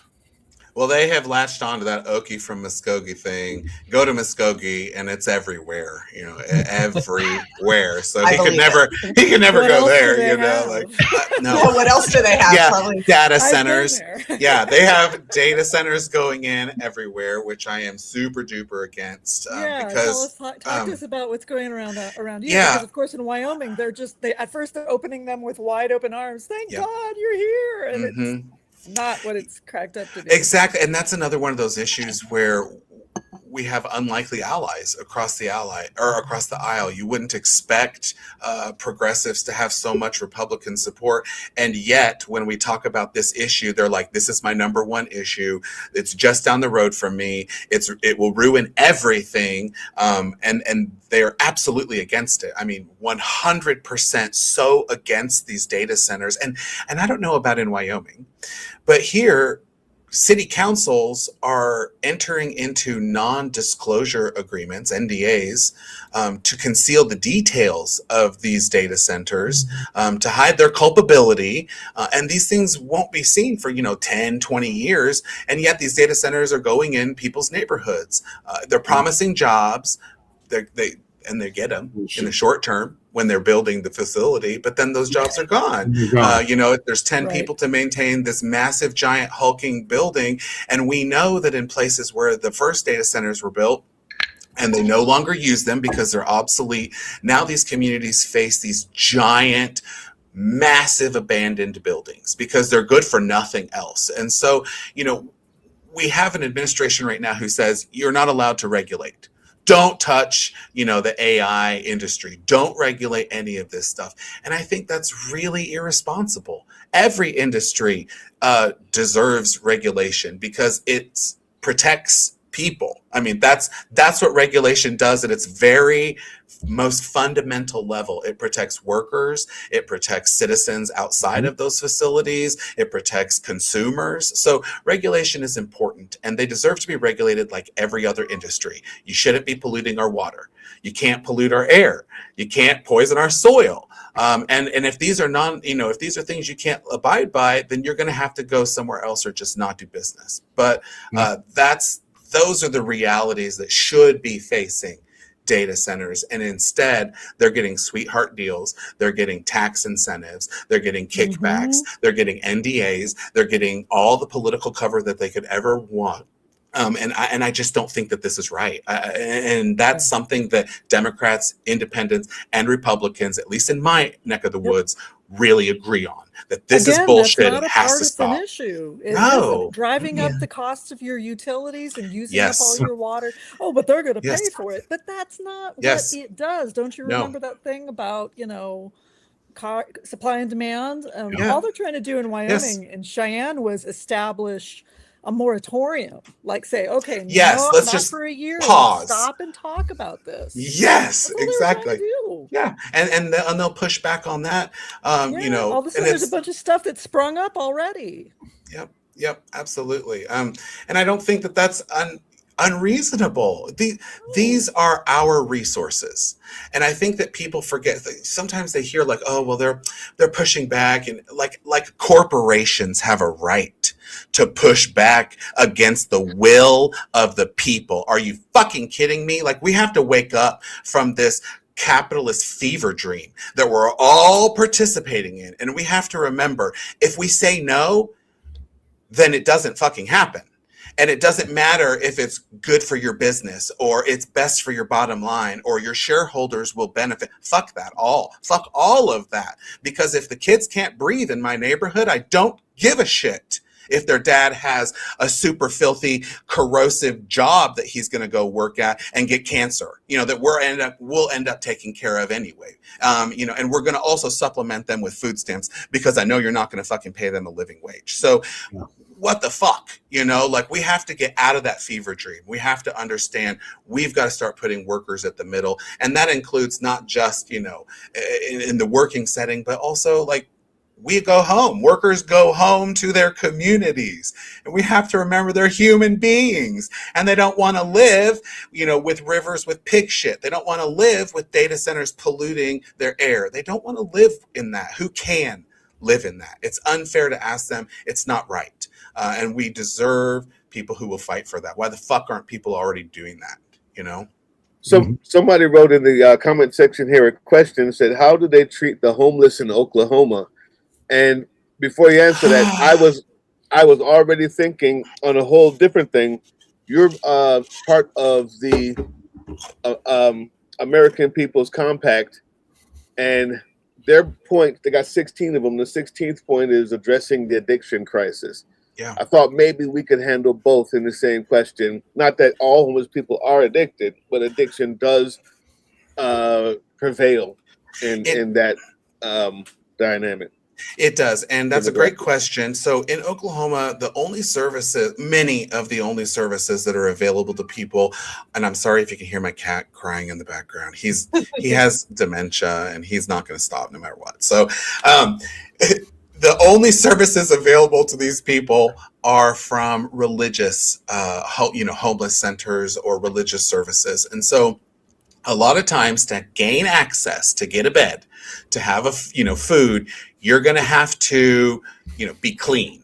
You're going to have to attend church services. You're going to have to meet a list of requirements. And I understand, having seen addiction firsthand in my family, having experienced mental health issues myself, I know that you need to meet people where they are. And when people are in their darkest, when they're at their lowest, you can't be expecting anything of them. They're in trouble. And so, I think that we have to come from at this problem from a place of compassion. That's where I talk a lot about my faith. This is something that is important to me because I have grown up hearing that we should be taking care of each other. And that's not something my teachers were telling me. That's something my Sunday school teacher was telling me in super duper red ass Oklahoma at the Baptist temple down the street, which was fire and brimstone kind of church. They were telling me that Jesus was love and we were supposed to be taking care of each other. So I come at this from a place of faith because that's the language that the people I live with speak, and that they will understand. And so we've got to be offering these services without condition. We've got to get people off of the streets because that's where they're most desperate. So when we talk about the homeless crisis, I believe that housing is a right. I believe that we should have a federal jobs guarantee that allows for our government to build houses until there's enough. And we will give people the job to build houses for others until there is a house for every single person in this country. I just believe that would solve a lot of our problems if people just had a roof over their head. And so getting people off the streets has to be priority one. Getting them the mental health and the substance abuse services at those facilities is step two. And I think that combining those in one place is really important. So you should have a center where there's housing, a place at that same place where they can see a doctor, that same place where they can see a mental health professional. At that same place, they're also receiving, food assistance. They're receiving, job assistance. They're getting all of the services they need right there, because we know even one obstacle can be too many for some of these people. And so I really believe you go hard. That's what I really truly believe on every single issue.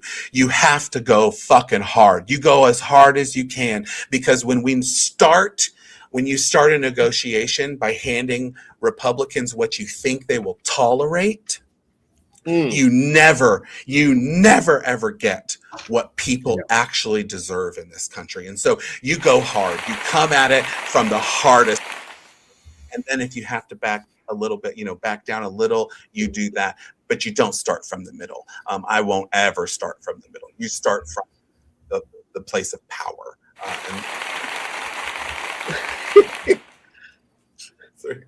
Applause is what I was doing. Power. This is what I was doing. Sorry. Yeah, no, I heard it. Thank you. I appreciate it. I love it. To have I remember where it was coming from. As you're saying, this is what the power that the people are supposed to have. Yes, all the power is supposed to be ours. It's not something we have to share with corporations, okay? It's not something we have to share with the billionaire class, except when they go to the ballot box and cast their one fucking vote.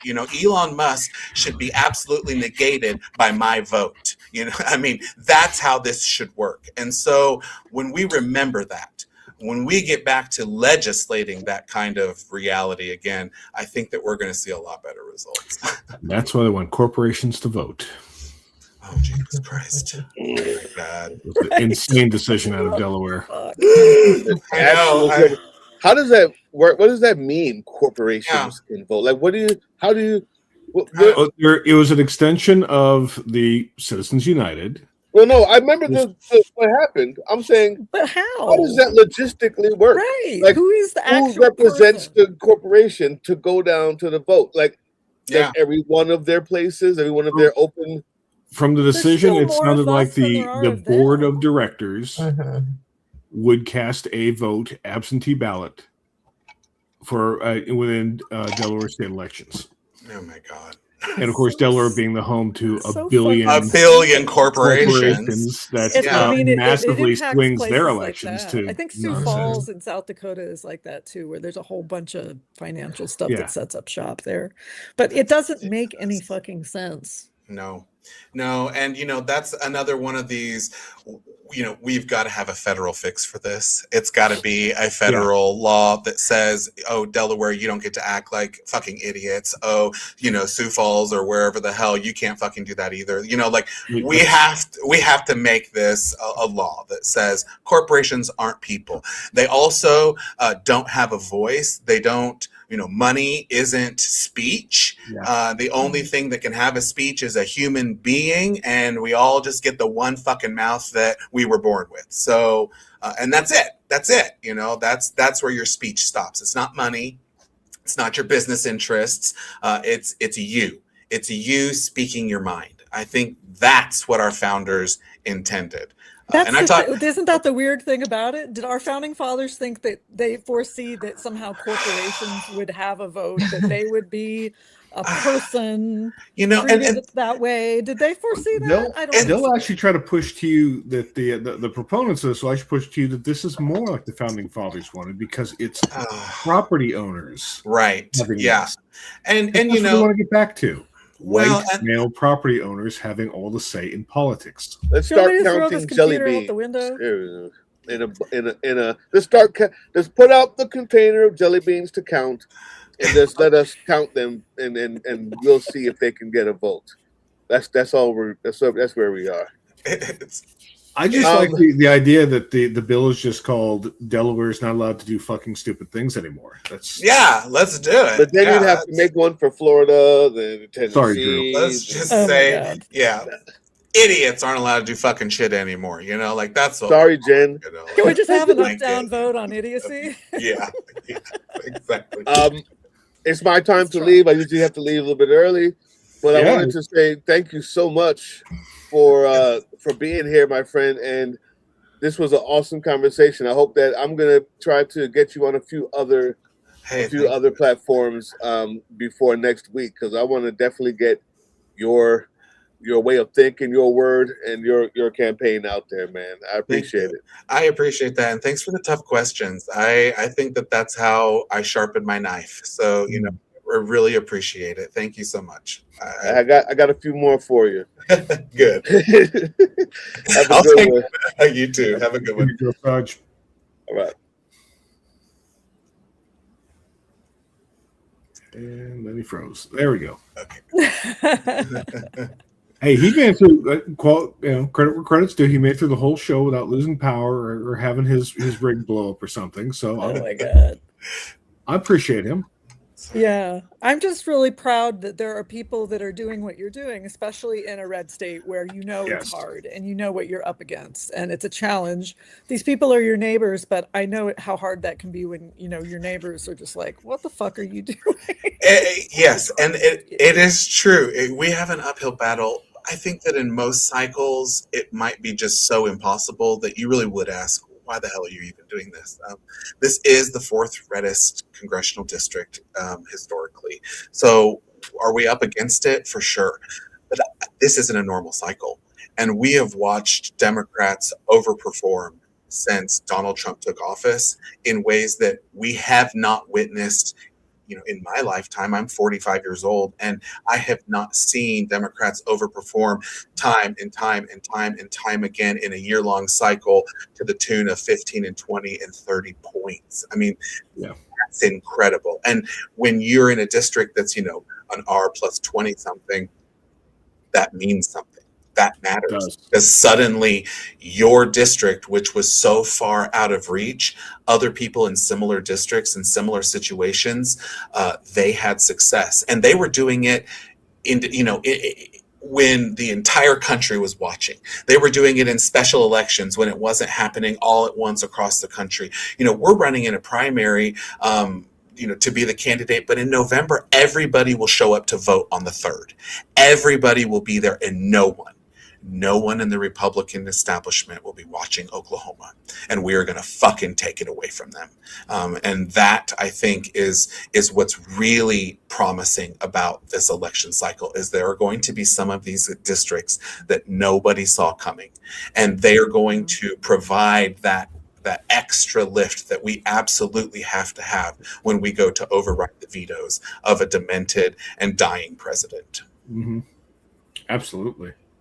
Yeah, I really think there's going to be a lot of surprises out there. Oh, yeah. I think there really could be, and the thing about it is, especially with the gerrymandering, like Texas, is that midterms are usually turnout is shit, but people are really excited about it. And they wrote those new gerrymandered districts. They created those thinking, oh, we've got all these Hispanic voters vote with us, and look at all these black voters that vote with us now, and all these white women, they've been voting with us, and let's put them in our districts. Well, what they did was they just weakened their hand.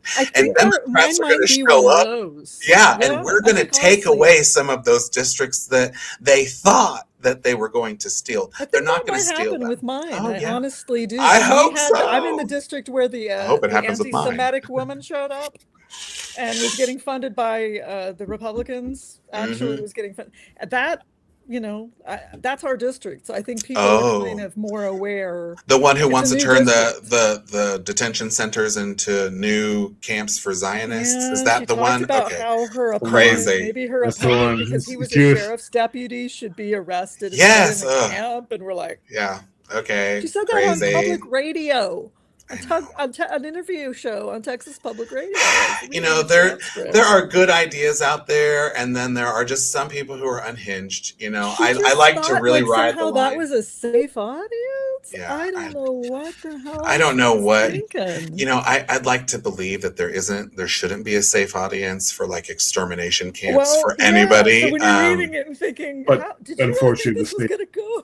Always have the Trump, political rallies. It's just like, yeah. No, I know that the atmosphere we live in, suggests that a lot of people do believe in that kind of thing. Well, I know, but not so much on public radio. No, yeah, exactly. You say that behind closed doors. They leave it in forum comments under a pseudonym. Yeah. They usually don't go on radio or TV. No, it was quite part radio. out loud. I think her opponent, he was a sheriff's deputy. He's endorsed by the sheriff of Bexar County, which is San Antonio's county.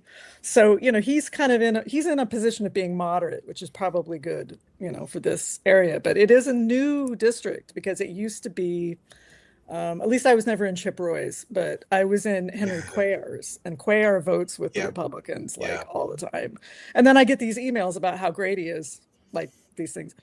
Nobody likes you, go away. So I'm excited that maybe it'll work out. Good. Well, and I hope so.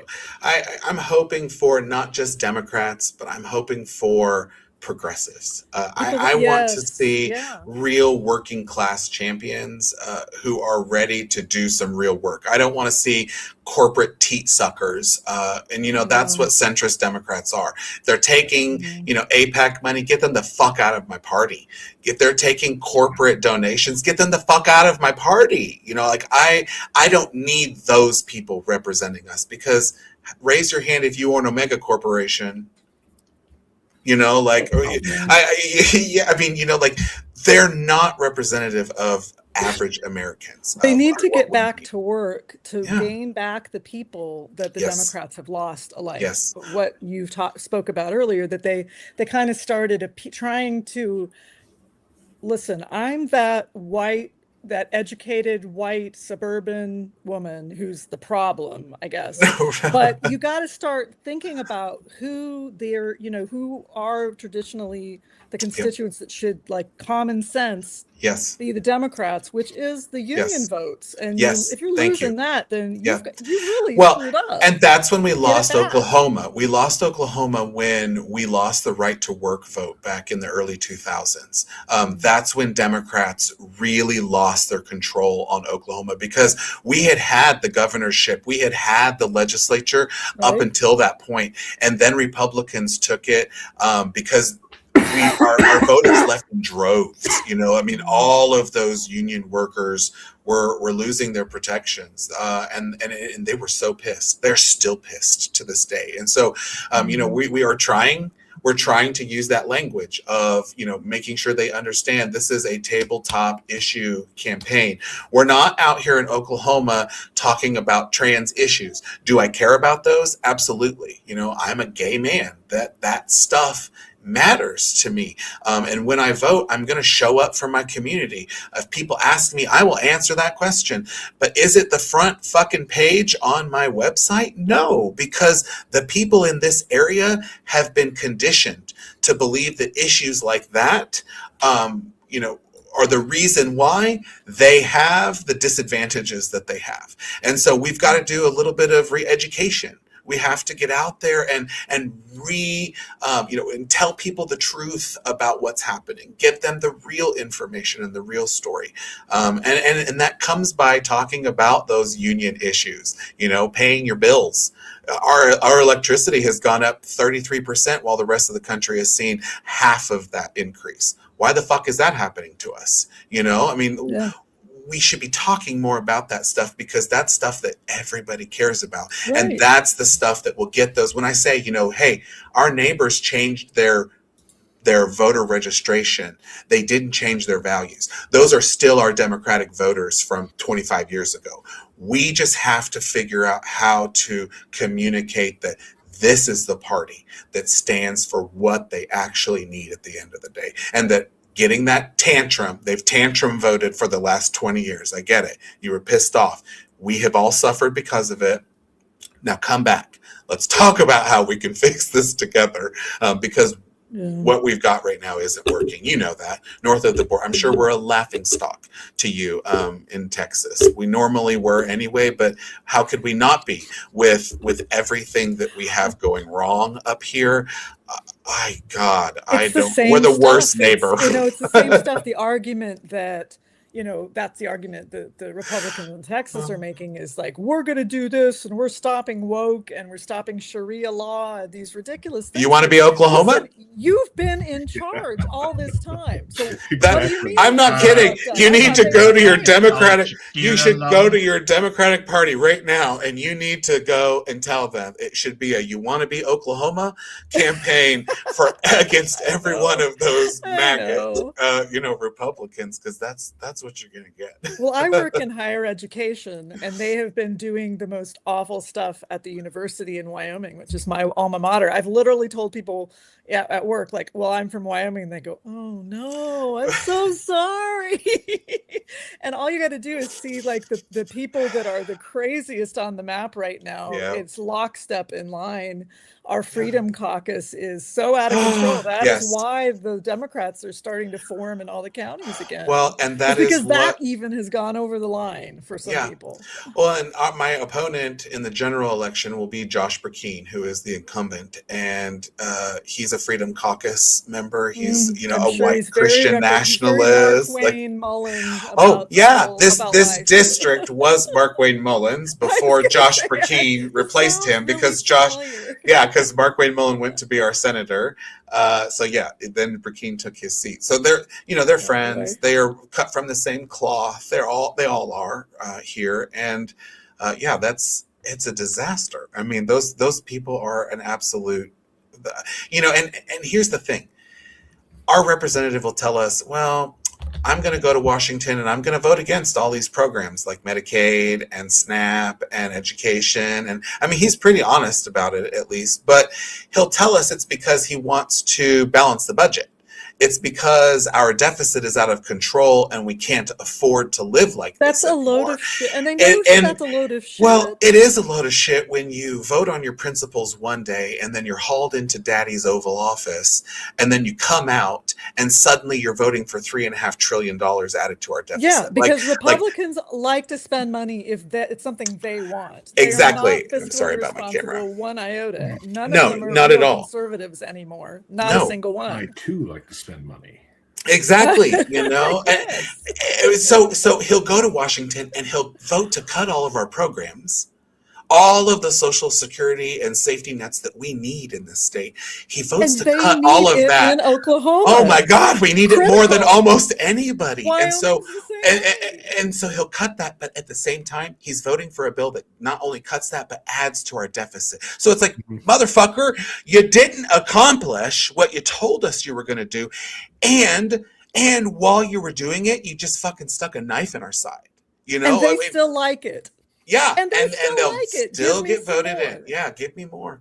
We're not going to expand Medicaid. Just stop. Give me some more. I like it. And that's another one of those, everyone's like, hey, Eric, can you really win in Oklahoma? Well, when they didn't want to expand Medicaid and all that in Oklahoma, we took it to the voters, and the voters of Oklahoma said, yes, we're going to not only do this, but we're putting it in our fucking constitution so you can't touch it later. Some states are doing incredible things like that. Well, and when we wanted to have medical marijuana and our representatives wouldn't do that, we took it to a vote of the people and we said yes. And not only are we saying yes, but we're putting it in our constitution so you can't. Well, they were trying to do that in South Dakota because when Kristi Noem was the governor there, that's where most of my relatives actually live, is in South Dakota, and the voters approved it, and then she wouldn't do it.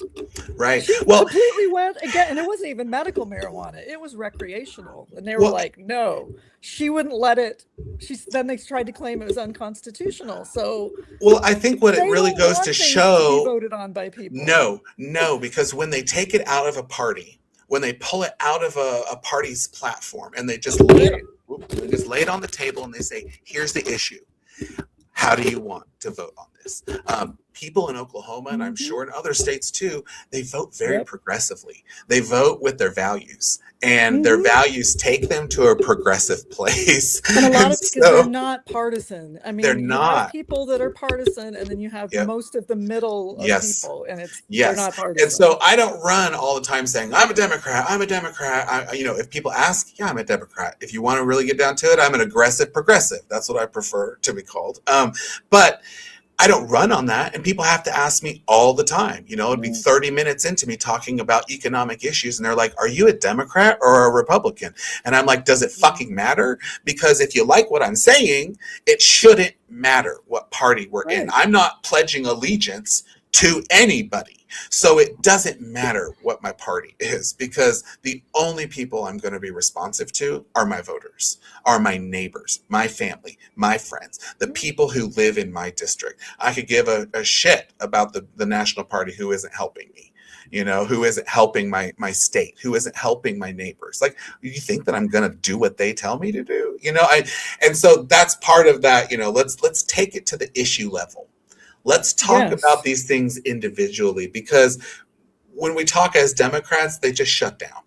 And when we talk as an issue candidate, an issues-based candidate, suddenly they have a little more time for us.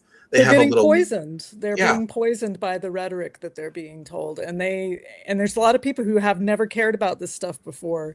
And now they're caring, but that's all they're getting. They're just getting that one side. Yep. Absolutely.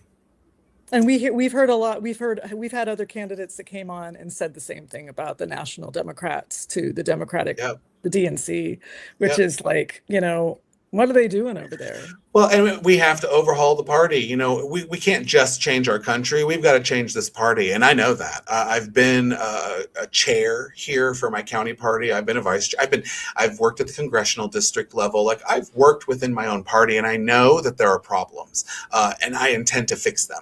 Not just in my state, but at the national level, because we've got to be better as a party. We're losing because we are not as effective as we could be, as we should be, because people deserve real results. And I think that that's where the party has kind of let us down. So you can't just be anti-Trump. This is the problem. No, you've got to be for something. And that's why, I hope that people were really paying attention. We belong to a lot of coalitions. If you go to our website, terwayforcongress.com, you can see that, we've been endorsed by groups. We're signatories to other groups.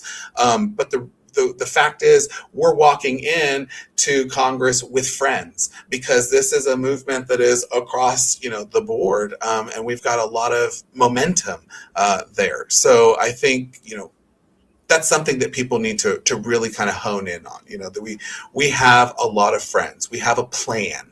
We're not just dreaming. We're going to get shit done, and it starts on day one. Day one. Yep. Jabs. I like it. Someone said something about Chuck Schumer. Don't even get me started.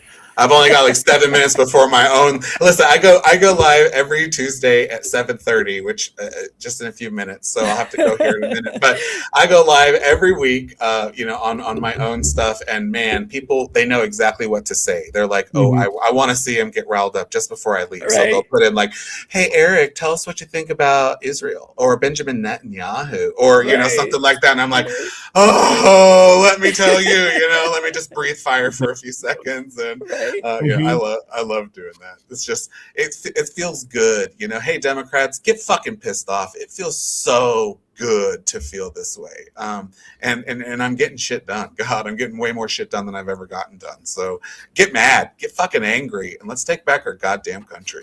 Hell yeah. Thank you guys for having me on. I really appreciate it, by the way. And thanks for coming on. Thanks for showing up and not getting sick. Having lots of good things to say. I take my multivitamin. I try to stay on top of that. So I know I'm touching a lot of hands. I'm around a lot of people. So I know. It happens. Yeah, it does happen. Watch out for the screw worm. Yeah. Oh God. Yes, I know.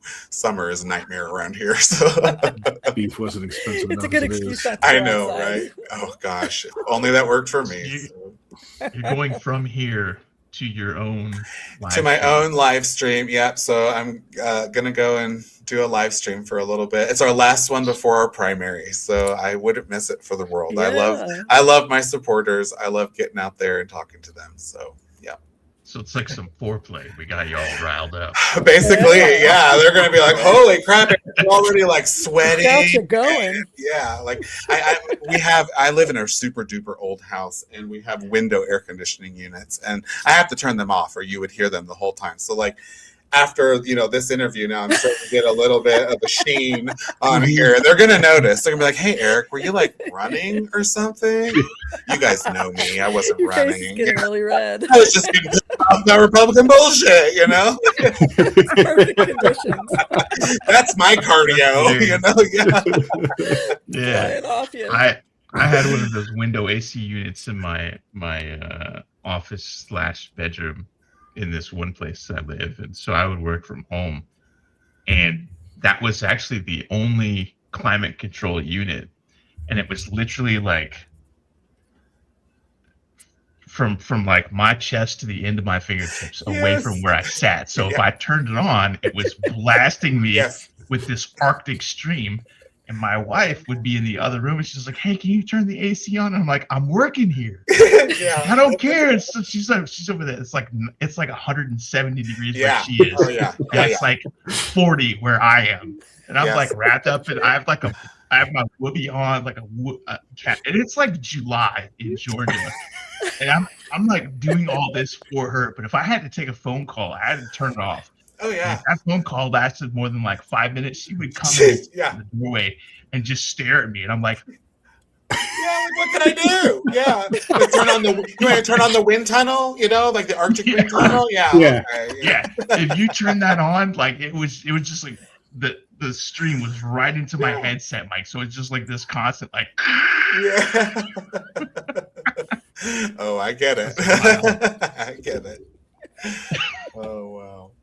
All right, guys. Thank you guys so much for having me. I really am going to have to run, though. I'm not going to make my own life. So thanks you guys again. I really appreciate it. We'll see what we can do. Absolutely. Thank you so much. We'll talk soon. Thank you so much for being here. Bye, guys. All right. So we have one more live stream this week. It's our third of 3 live streams. Scheduled. Scheduled. Last night's live stream,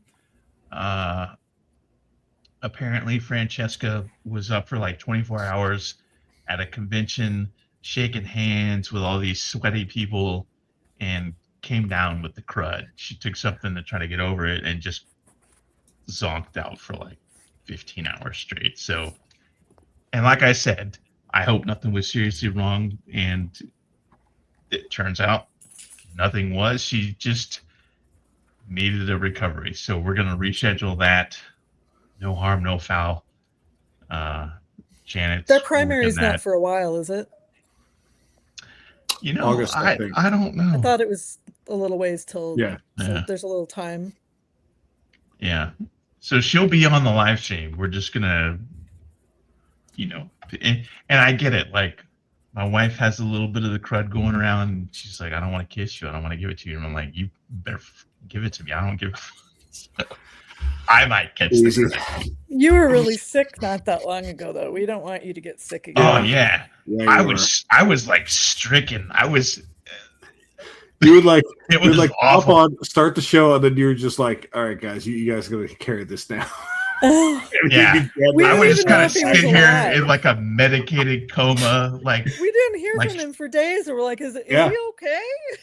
Yeah, we were about ready to send out special forces to go retrieve him. We were like, he's been kidnapped. That's the only explanation. And ask her if you were alive. Yeah, some of us did text Mrs. I did actually. One time I did. We both did. I was about to message Erica. We both did.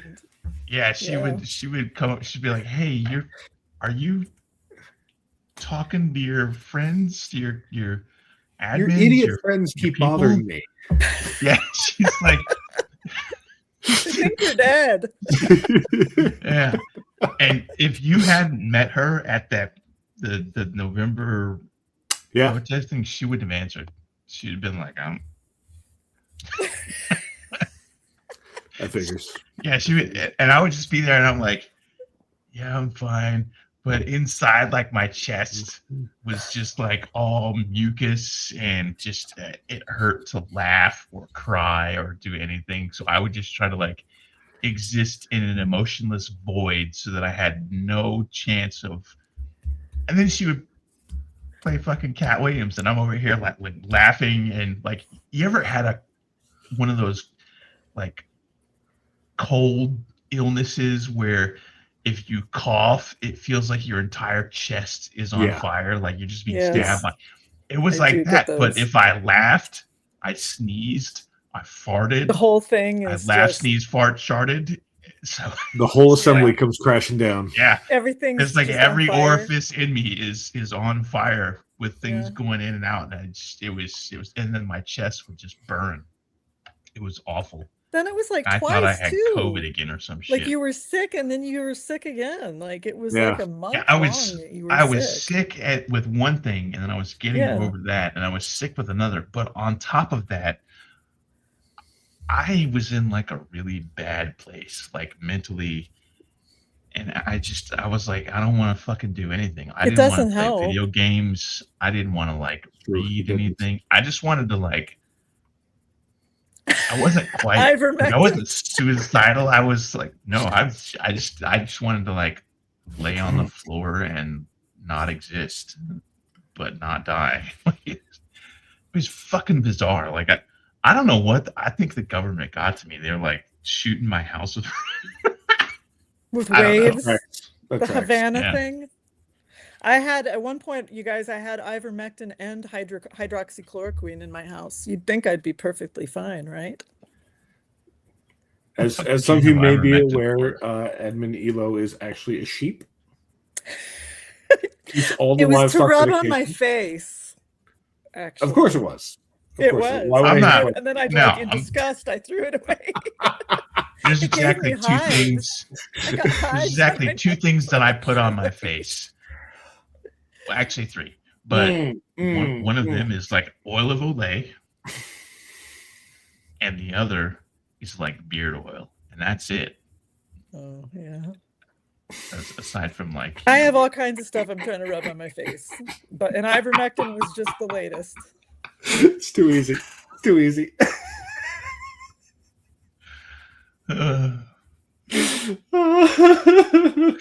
the only two things he puts on his face. I mean, like if you get down in it, you're like, that's what we call visiting the splash zone. That's why I warned on that first set of seats. I've got the flavor saver for later. I got the beard, the mustache. I'll just be like, if I need to reminisce, I'll just be like, it's gotta like, bewildered. The whole face down afterwards. Bewildered right now. We're gonna have the next live stream guest is probably watching, because Erik said he watched the one with Francesca, and I was like, that was rough. It was rough. Ass cannolis. Yes. The only phrase anyone will remember from the entire show was the ass cannolis. Ass cannolis. I had a How was that comment. not gonna give us a shirt? I had a fucking comment from somebody who watched one of the videos. I don't remember which video it was, but they were like, I subscribe to your channel, but I can't concentrate because your hair, or something like that. They're like, please change your hair because your hair I can't absorb the content or something. And a beautiful I was like, hair. Your hair is amazing. Fuck. We've reached that phase. What do you want me to do, bro? You want me to like shave my head? You want me to grow it like my huge afro again? You want my fucking my Viking haircut? Like what am I supposed to do here? Like we did all want to know what happened to your beard, though. Yes. Well, I still have a beard. What? I know, but it isn't nearly as bird nesty as it was. It's not as luxurious as many a commenter, both women and men, have pointed out in the past. So I went to a barber shop, right? As one does.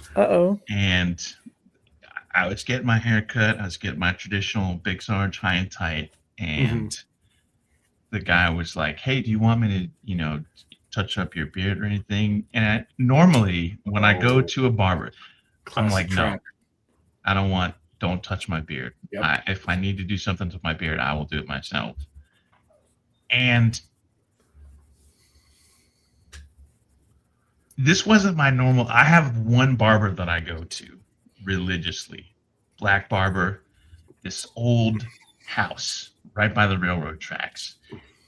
And he is closed on certain days. And I needed to get this done on a specific day.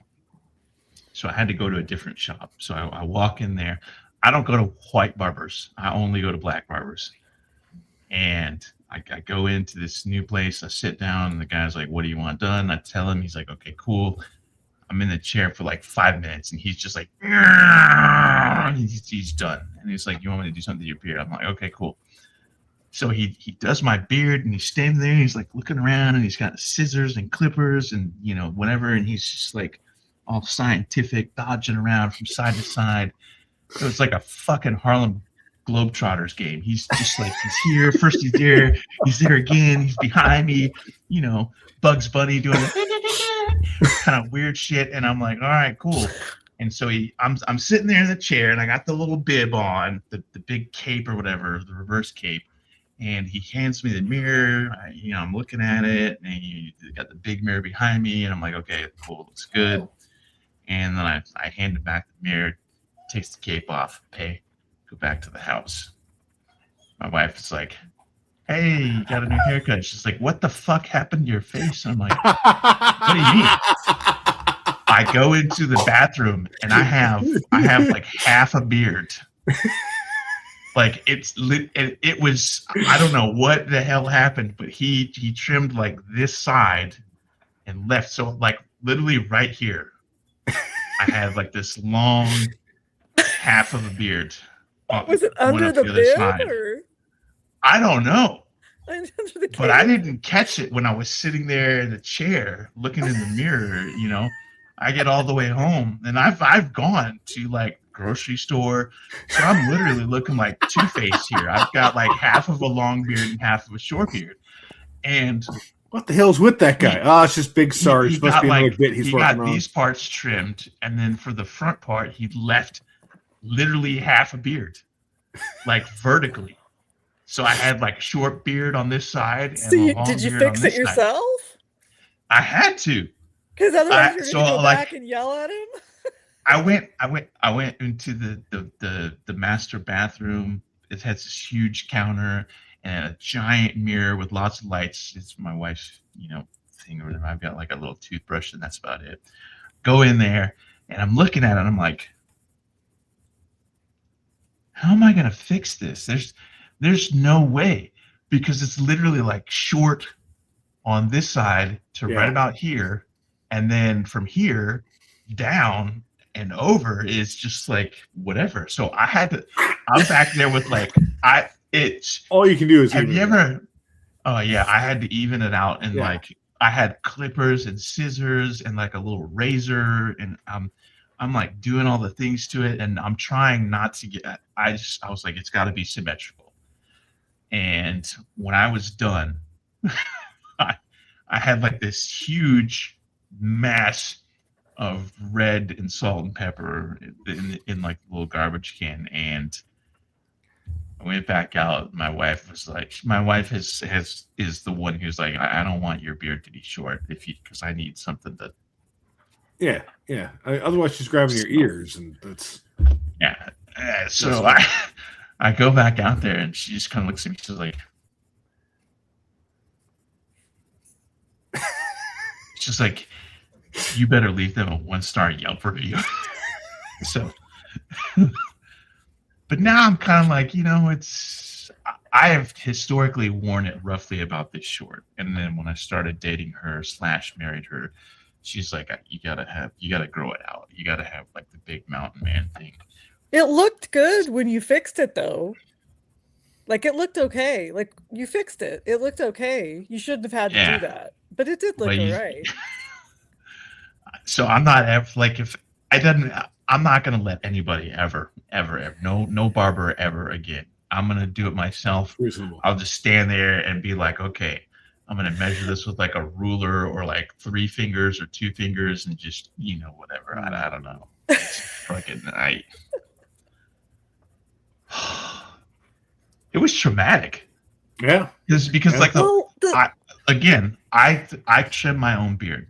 After I get a haircut, if I need to trim it, I will like trim out, different parts. Right, even out the sideburns. Get in the shower, lift it up, and be like, underneath or whatever, the undercroft, whatever.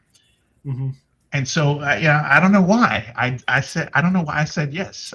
First of all, this isn't my normal barber. This isn't even my normal barber shop. You didn't even know I this have guy. one guy that I go to, and I don't even let him do it. Except one time, I was like, yeah, just neating up around here, whatever, which I could do myself. But I'm figuring I'm just gonna sit in the fucking chair. He's gonna do it for free.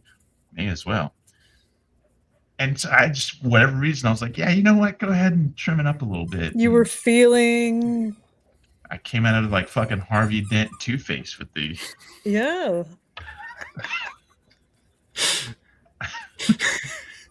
Man. Well, I'm glad she finally talked about it.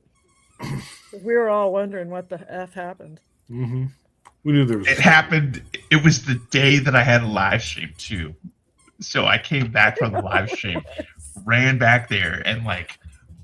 You had to get it fixed. I had to, and then I had to like brush it and comb it and take a shower with it and try to get all the excess hair out because I don't want to be sitting in front of the camera with the 4K connection or whatever, and shit's falling out of my beard. So I just was so fucking angry.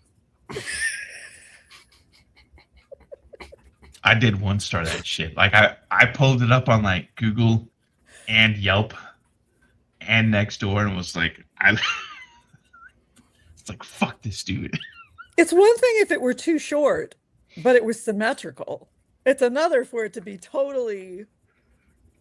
Yeah, I don't know. Like, what the fuck? What's going on there? Like, did you just like conveniently forget to step over to the other side and do this? Right. This is how they're wearing it in Switzerland this time of year.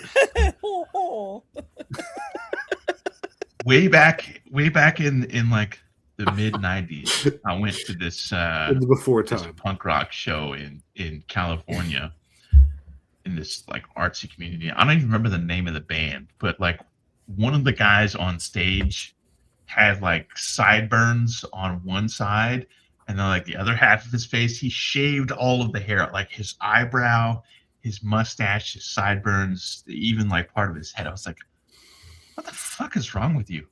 And now I'm thinking maybe he was just at the barber and he had the same barber you did.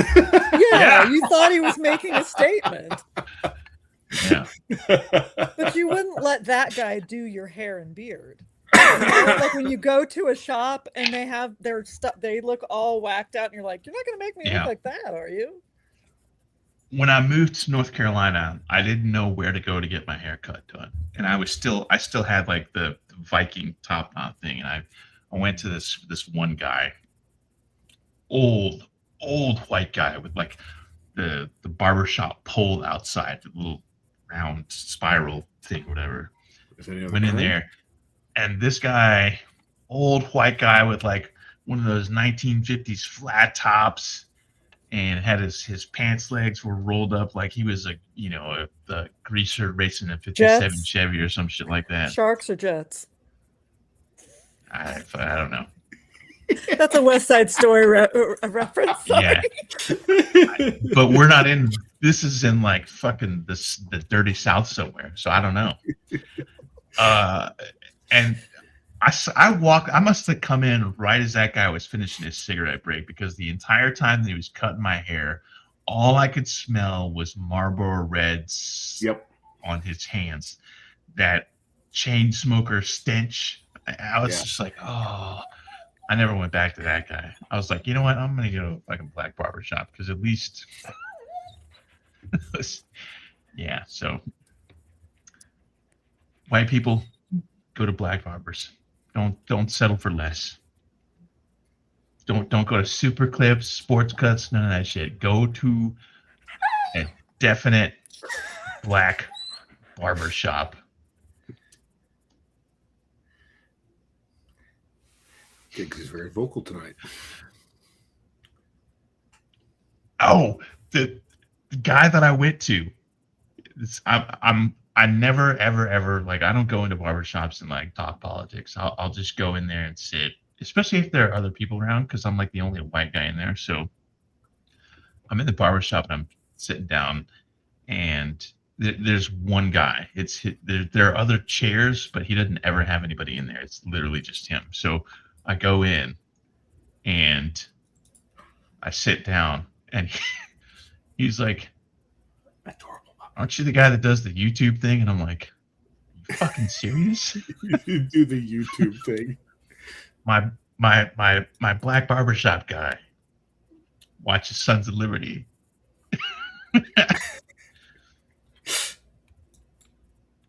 It's wild. Like I live more in and more of those. That's awesome. Yeah, So how many I times live in have a you very- been recognized? Because you were saying I you live in a ran very, into your very, neighbor. very, very small town, and not only are within driving distance, there are at least a dozen people in Family of Liberty who are like on Discord and Signal, but also I've been at like these random, like my daughter is in the high school marching band. She goes to all these band competitions, and I've been to like 3 separate band competitions where somebody has like walked up to me and just kind of stood next to me and then leaned over and then was like 2 claps and a Rick or something else. Going into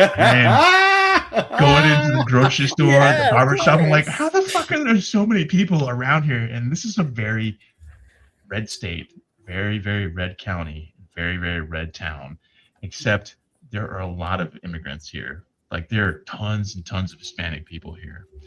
So I don't know what the fuck it is, but like tiny small town in America, I'm getting recognized. I'm like, I don't think I like this. I don't want to be like going into the fucking local barbecue joint to get some brisket and shit, and some fucking person walks up to me and is like, "Hey, use that motherfucker on YouTube," and starts some shit. We need like some kind of secret signal, right? I mean, you just I thought that was a setup for a brisket and titties reference. Right? Nah. Here you go. I don't know if I'm going to come up with a gesture for that. Yeah, that's probably not the best plan. We are very Gen X-y about some things. What can we say? So who we got coming up on Thursday, Big Sarge? Excuse me. Interesting. Go on. Yeah. So Is that part of the Thursday- secret signal? Yes. Yeah. Thursday is going to be Effie Phillips Staley. I don't know what Effie is short for. I'm sure it's short for like.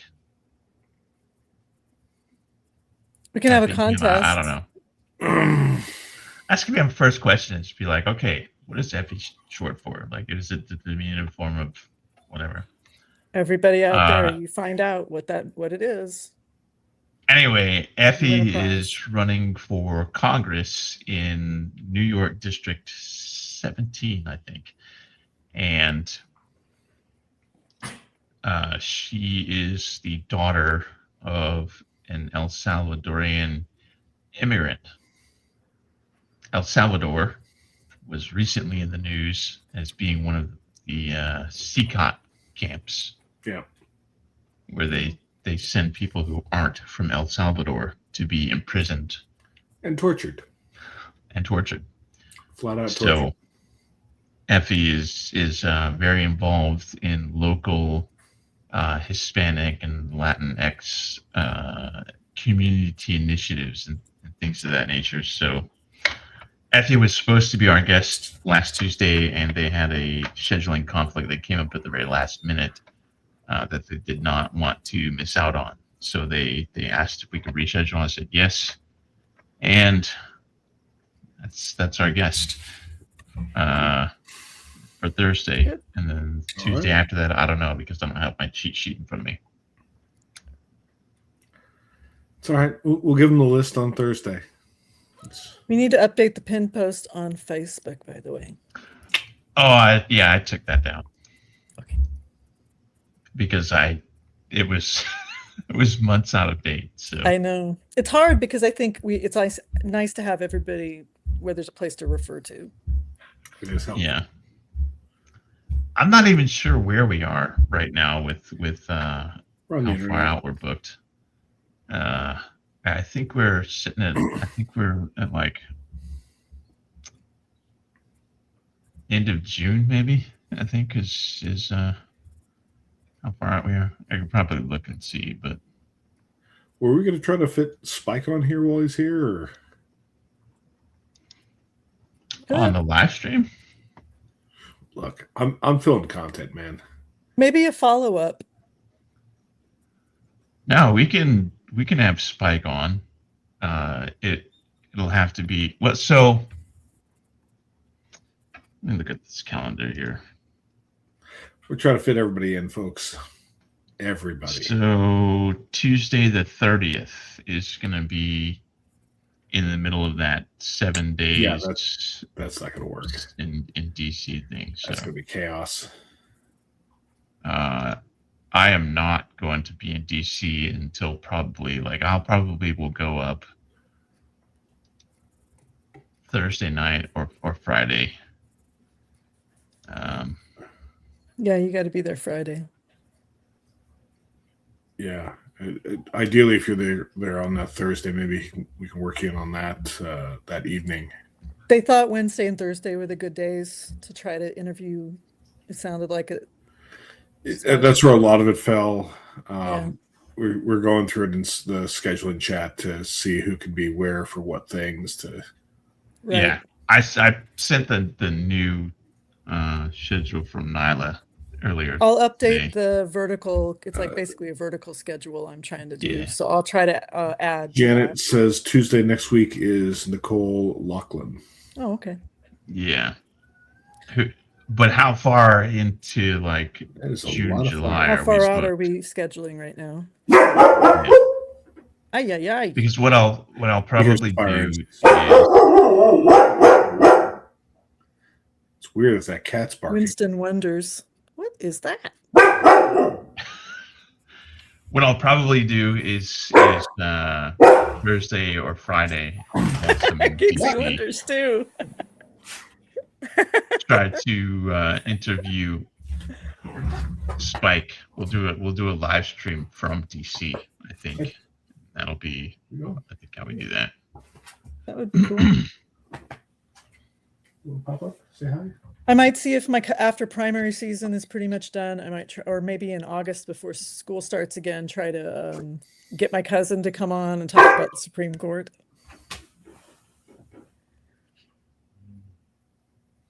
My lawyer cousin, constitutional law professor. What? Have someone on here who knows what they're talking about? He claims to, but he's a lawyer, so who can tell? We have. I know the whole time. One of my good friends, Brandy, follows Sons of Liberty, and she's she used to clerk for Supreme Court justices, and she's like a constitutional lawyer. Yeah, she and Rob could come on and have a love fest. Yeah, he clerked for somebody. I can't remember who it was now. Yeah. By the way, I listened to the Slow Burn Neil Gorsuch documentary, three episode. If you thought you hated Scalia and the new guys, and I do, you gotta watch. Neil Gorsuch is going to be your number one most hated Supreme Court justice. I guarantee it. Not Roberts, not Alito. I mean, Alito is pretty much in the number one slot for me. At least he is honest about who he is. He flies a flag upside down to show he's that kind of douchebag. Not Neil Gorsuch. Seven Mountains bullshit. I recommend it. But you have to be able to have some kind of outlet for that. All right, I'm going to need to go here. Something's happening outside. He's half Dalmatian. He hears it's the on slow. It's a podcast that's Slow Burn. The Slow Burn episodes are really, really good. Also, Fiasco is really good. I just listened to the one about Benghazi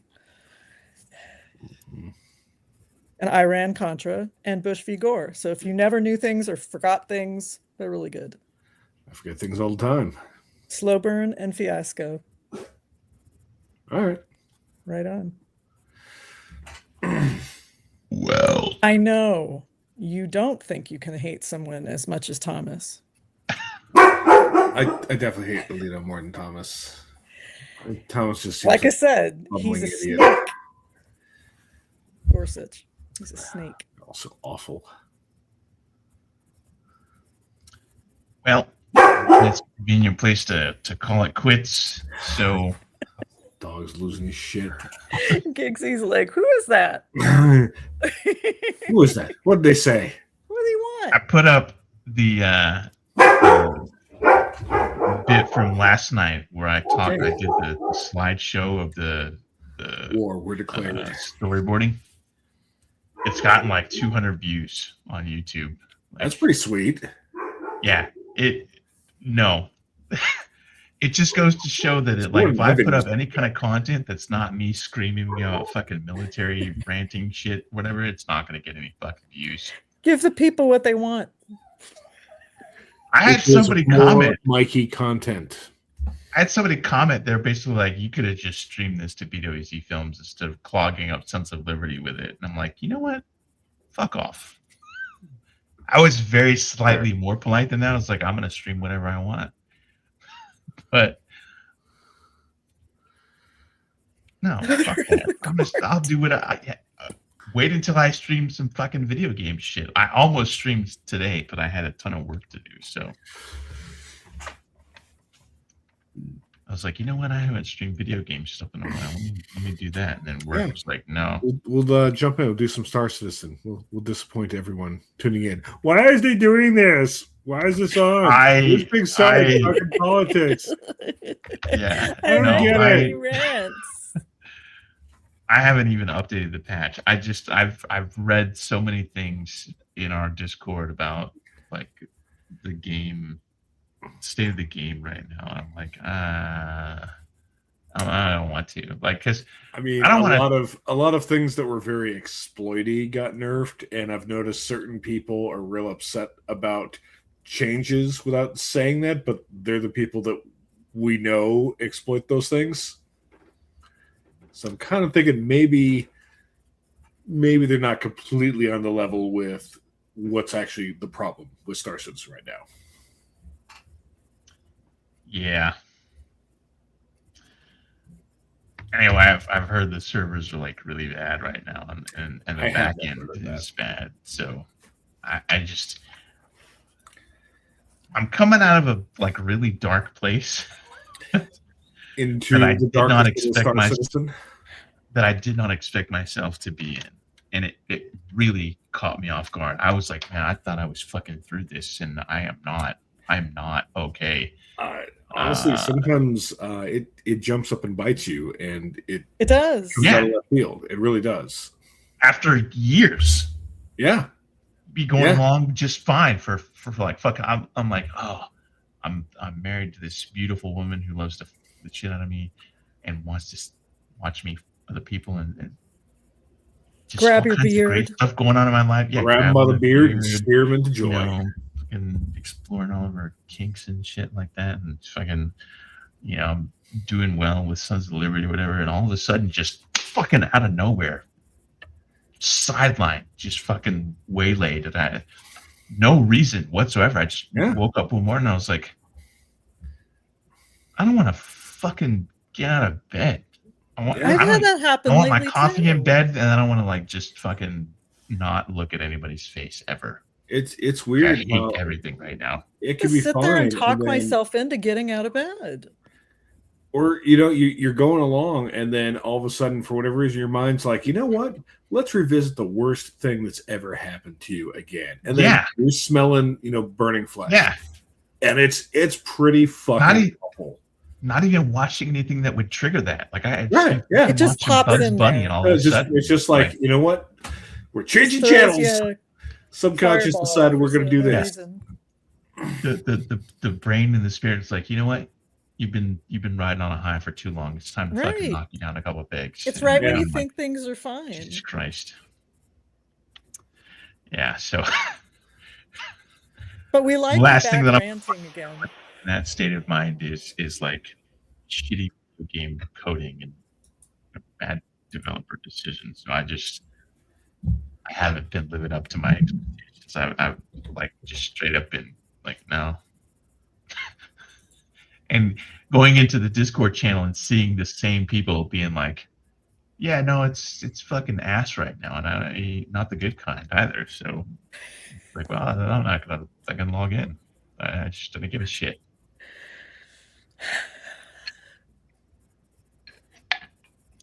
I'm just like I'm reviewing the numbers on the analytics for the like I put up the storyboard thing, the video. Like I took the audio just from that section in the video and cut it into its own little video and posted it up. And people just they look at it like, no, fuck this. You're not talking about killing Republicans and MAGA fuckface Ashcon, so I don't give a shit. I'm like, you know what? I have a whole ass life outside of Sons of Liberty that I'm trying to get back to, that I wanted to get back to in 2024, but we couldn't fucking do that. This is why we can't have nice things. So we can't have nice things. Between that and the fucking white bitch in my videos, in my comments sections when I posted the casting call, who was telling me that my film is not historic. I'm like, bitch, have you fucking read the script? No, you haven't, because I haven't shared it with anybody. So why are you talking shit? Like I tried to be nice at first. I was like, I'm sorry. No, this is not what it's about. And yes, I know what I'm doing. I've been studying this for decades. So that's not what this is about. But thank you for your feedback. And she just came back and wrote this massive fucking paragraph to argue with me that I must be lying. She's like, well, it doesn't look like what you're saying, yada, yada, yada. And then some other fucking egghead dogpiled onto me. So I'm like, why the fuck are both of you sweating my nuts about this? This is not a thing. What you're crying about doesn't exist. Neither of you have read the script. So why are you presuming? Why are you casting this accusation on me or some shit like that? And it's fucking weird, man. It's like you're both old white people. White. What the fuck is wrong with you? We're talking about Black Civil War soldiers in a group about Black Civil War soldiers run by Black people. Why are these two fucking white people like sweating my nuts? And what the fuck is wrong with you? Get out of here. White people, am I right? I was nice the first time, and then after that, I was like, you know what? Okay, I'm about to get banned from this. And I read it to my wife as we're like driving somewhere, and she's like, "Yeah, you're about to get banned." All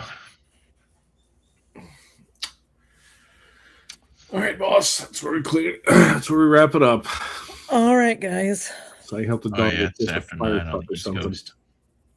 Yeah. I'll update the calendar so you guys can start. You can mark up what you're going to be at when on that. If there's anybody else that needs added to it, let me know. Make them a column. All right, so that's going to be our stream for tonight. For those of you that are watching or will watch this eventually and get through the whole 2+ hours, or you're currently watching, if you are a candidate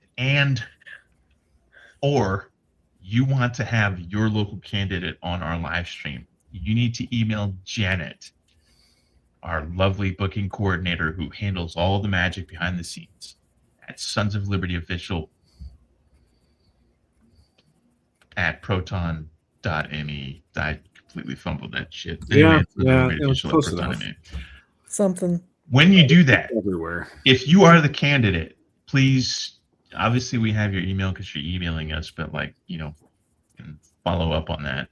If you are not the candidate and you're proposing somebody in your district or state or whatever, or it's friends that you know, don't just throw it to us and be like, hey, you guys should have so-and-so on our live stream.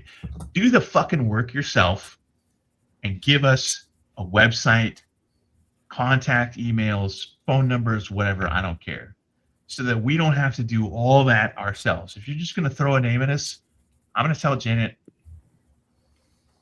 we don't have time for that. So just give us the necessary Chris Rabb information. Because, and I'm not singling anybody out with this. I'm just saying that, like, for the past year plus, we've had people saying, hey, you should have so-and-so on your line. And it doesn't even have to be a candidate. It could just be like Tennessee Brando, who fucking like, yeah, fuck those guys.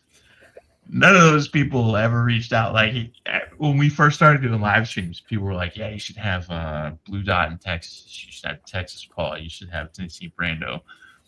And we had people give us the contact information, and we reach out to them. Like I texted them, and they have an iPhone. And you know what happens on your iPhone on the default settings? When you read the message, it tells the person that they read the message. Or certain Droid devices will send a read receipt. Those motherfuckers left me on red. So anyway, when you want us to have candidates and you are not the candidate or the personality to be on the show, if you're recommending someone else, please do us a huge, huge solid. Do us a favor.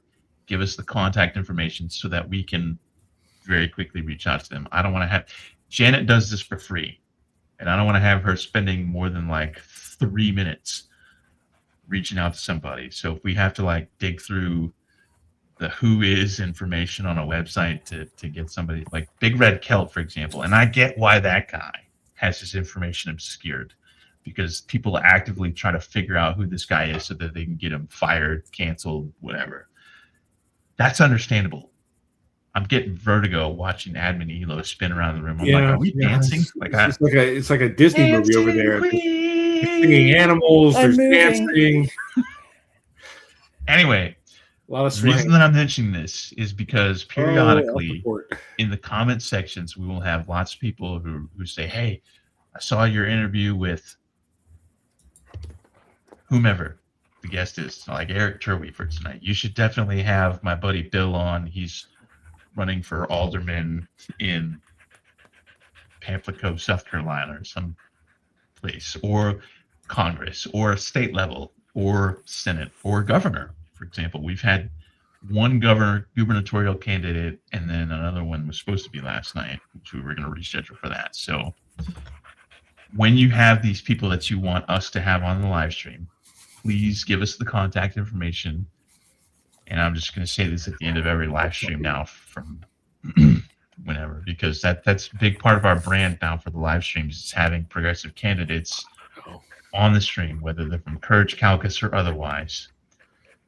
Because as I say in the videos, I'm tired of those motherfuckers that get in our comments and are like, the Democratic Party didn't have good people, there's no candidates. It's because you're not voting in the primary, ass munch. Anyway, it's your story. There we go. And that's what we have time for tonight. With me tonight, Admin Jen, Admin Elo, Admin Doug, Admin Matt. You remembered me. And you. Myself. Guess what? You were number 5. And Erik Terwey. So thank you, Erik, for showing up on the live stream. Thanks, Doug, who's not watching right now. I don't know what happened, Jen. I'm going to send her a text and be like, hey. I'm just happy to see her on again. Yeah. And she talked and stuff. She did. Right. Wait, that's not the first time she's been on in the past month. Nope. So it's not. First time. All right, I gotta go. All right, me too. I gotta poop. I mean, I gotta go talk to a man about a horse. So that's our show for tonight. Thanks, everyone. 2 claps and a Rick. Woo! Bye.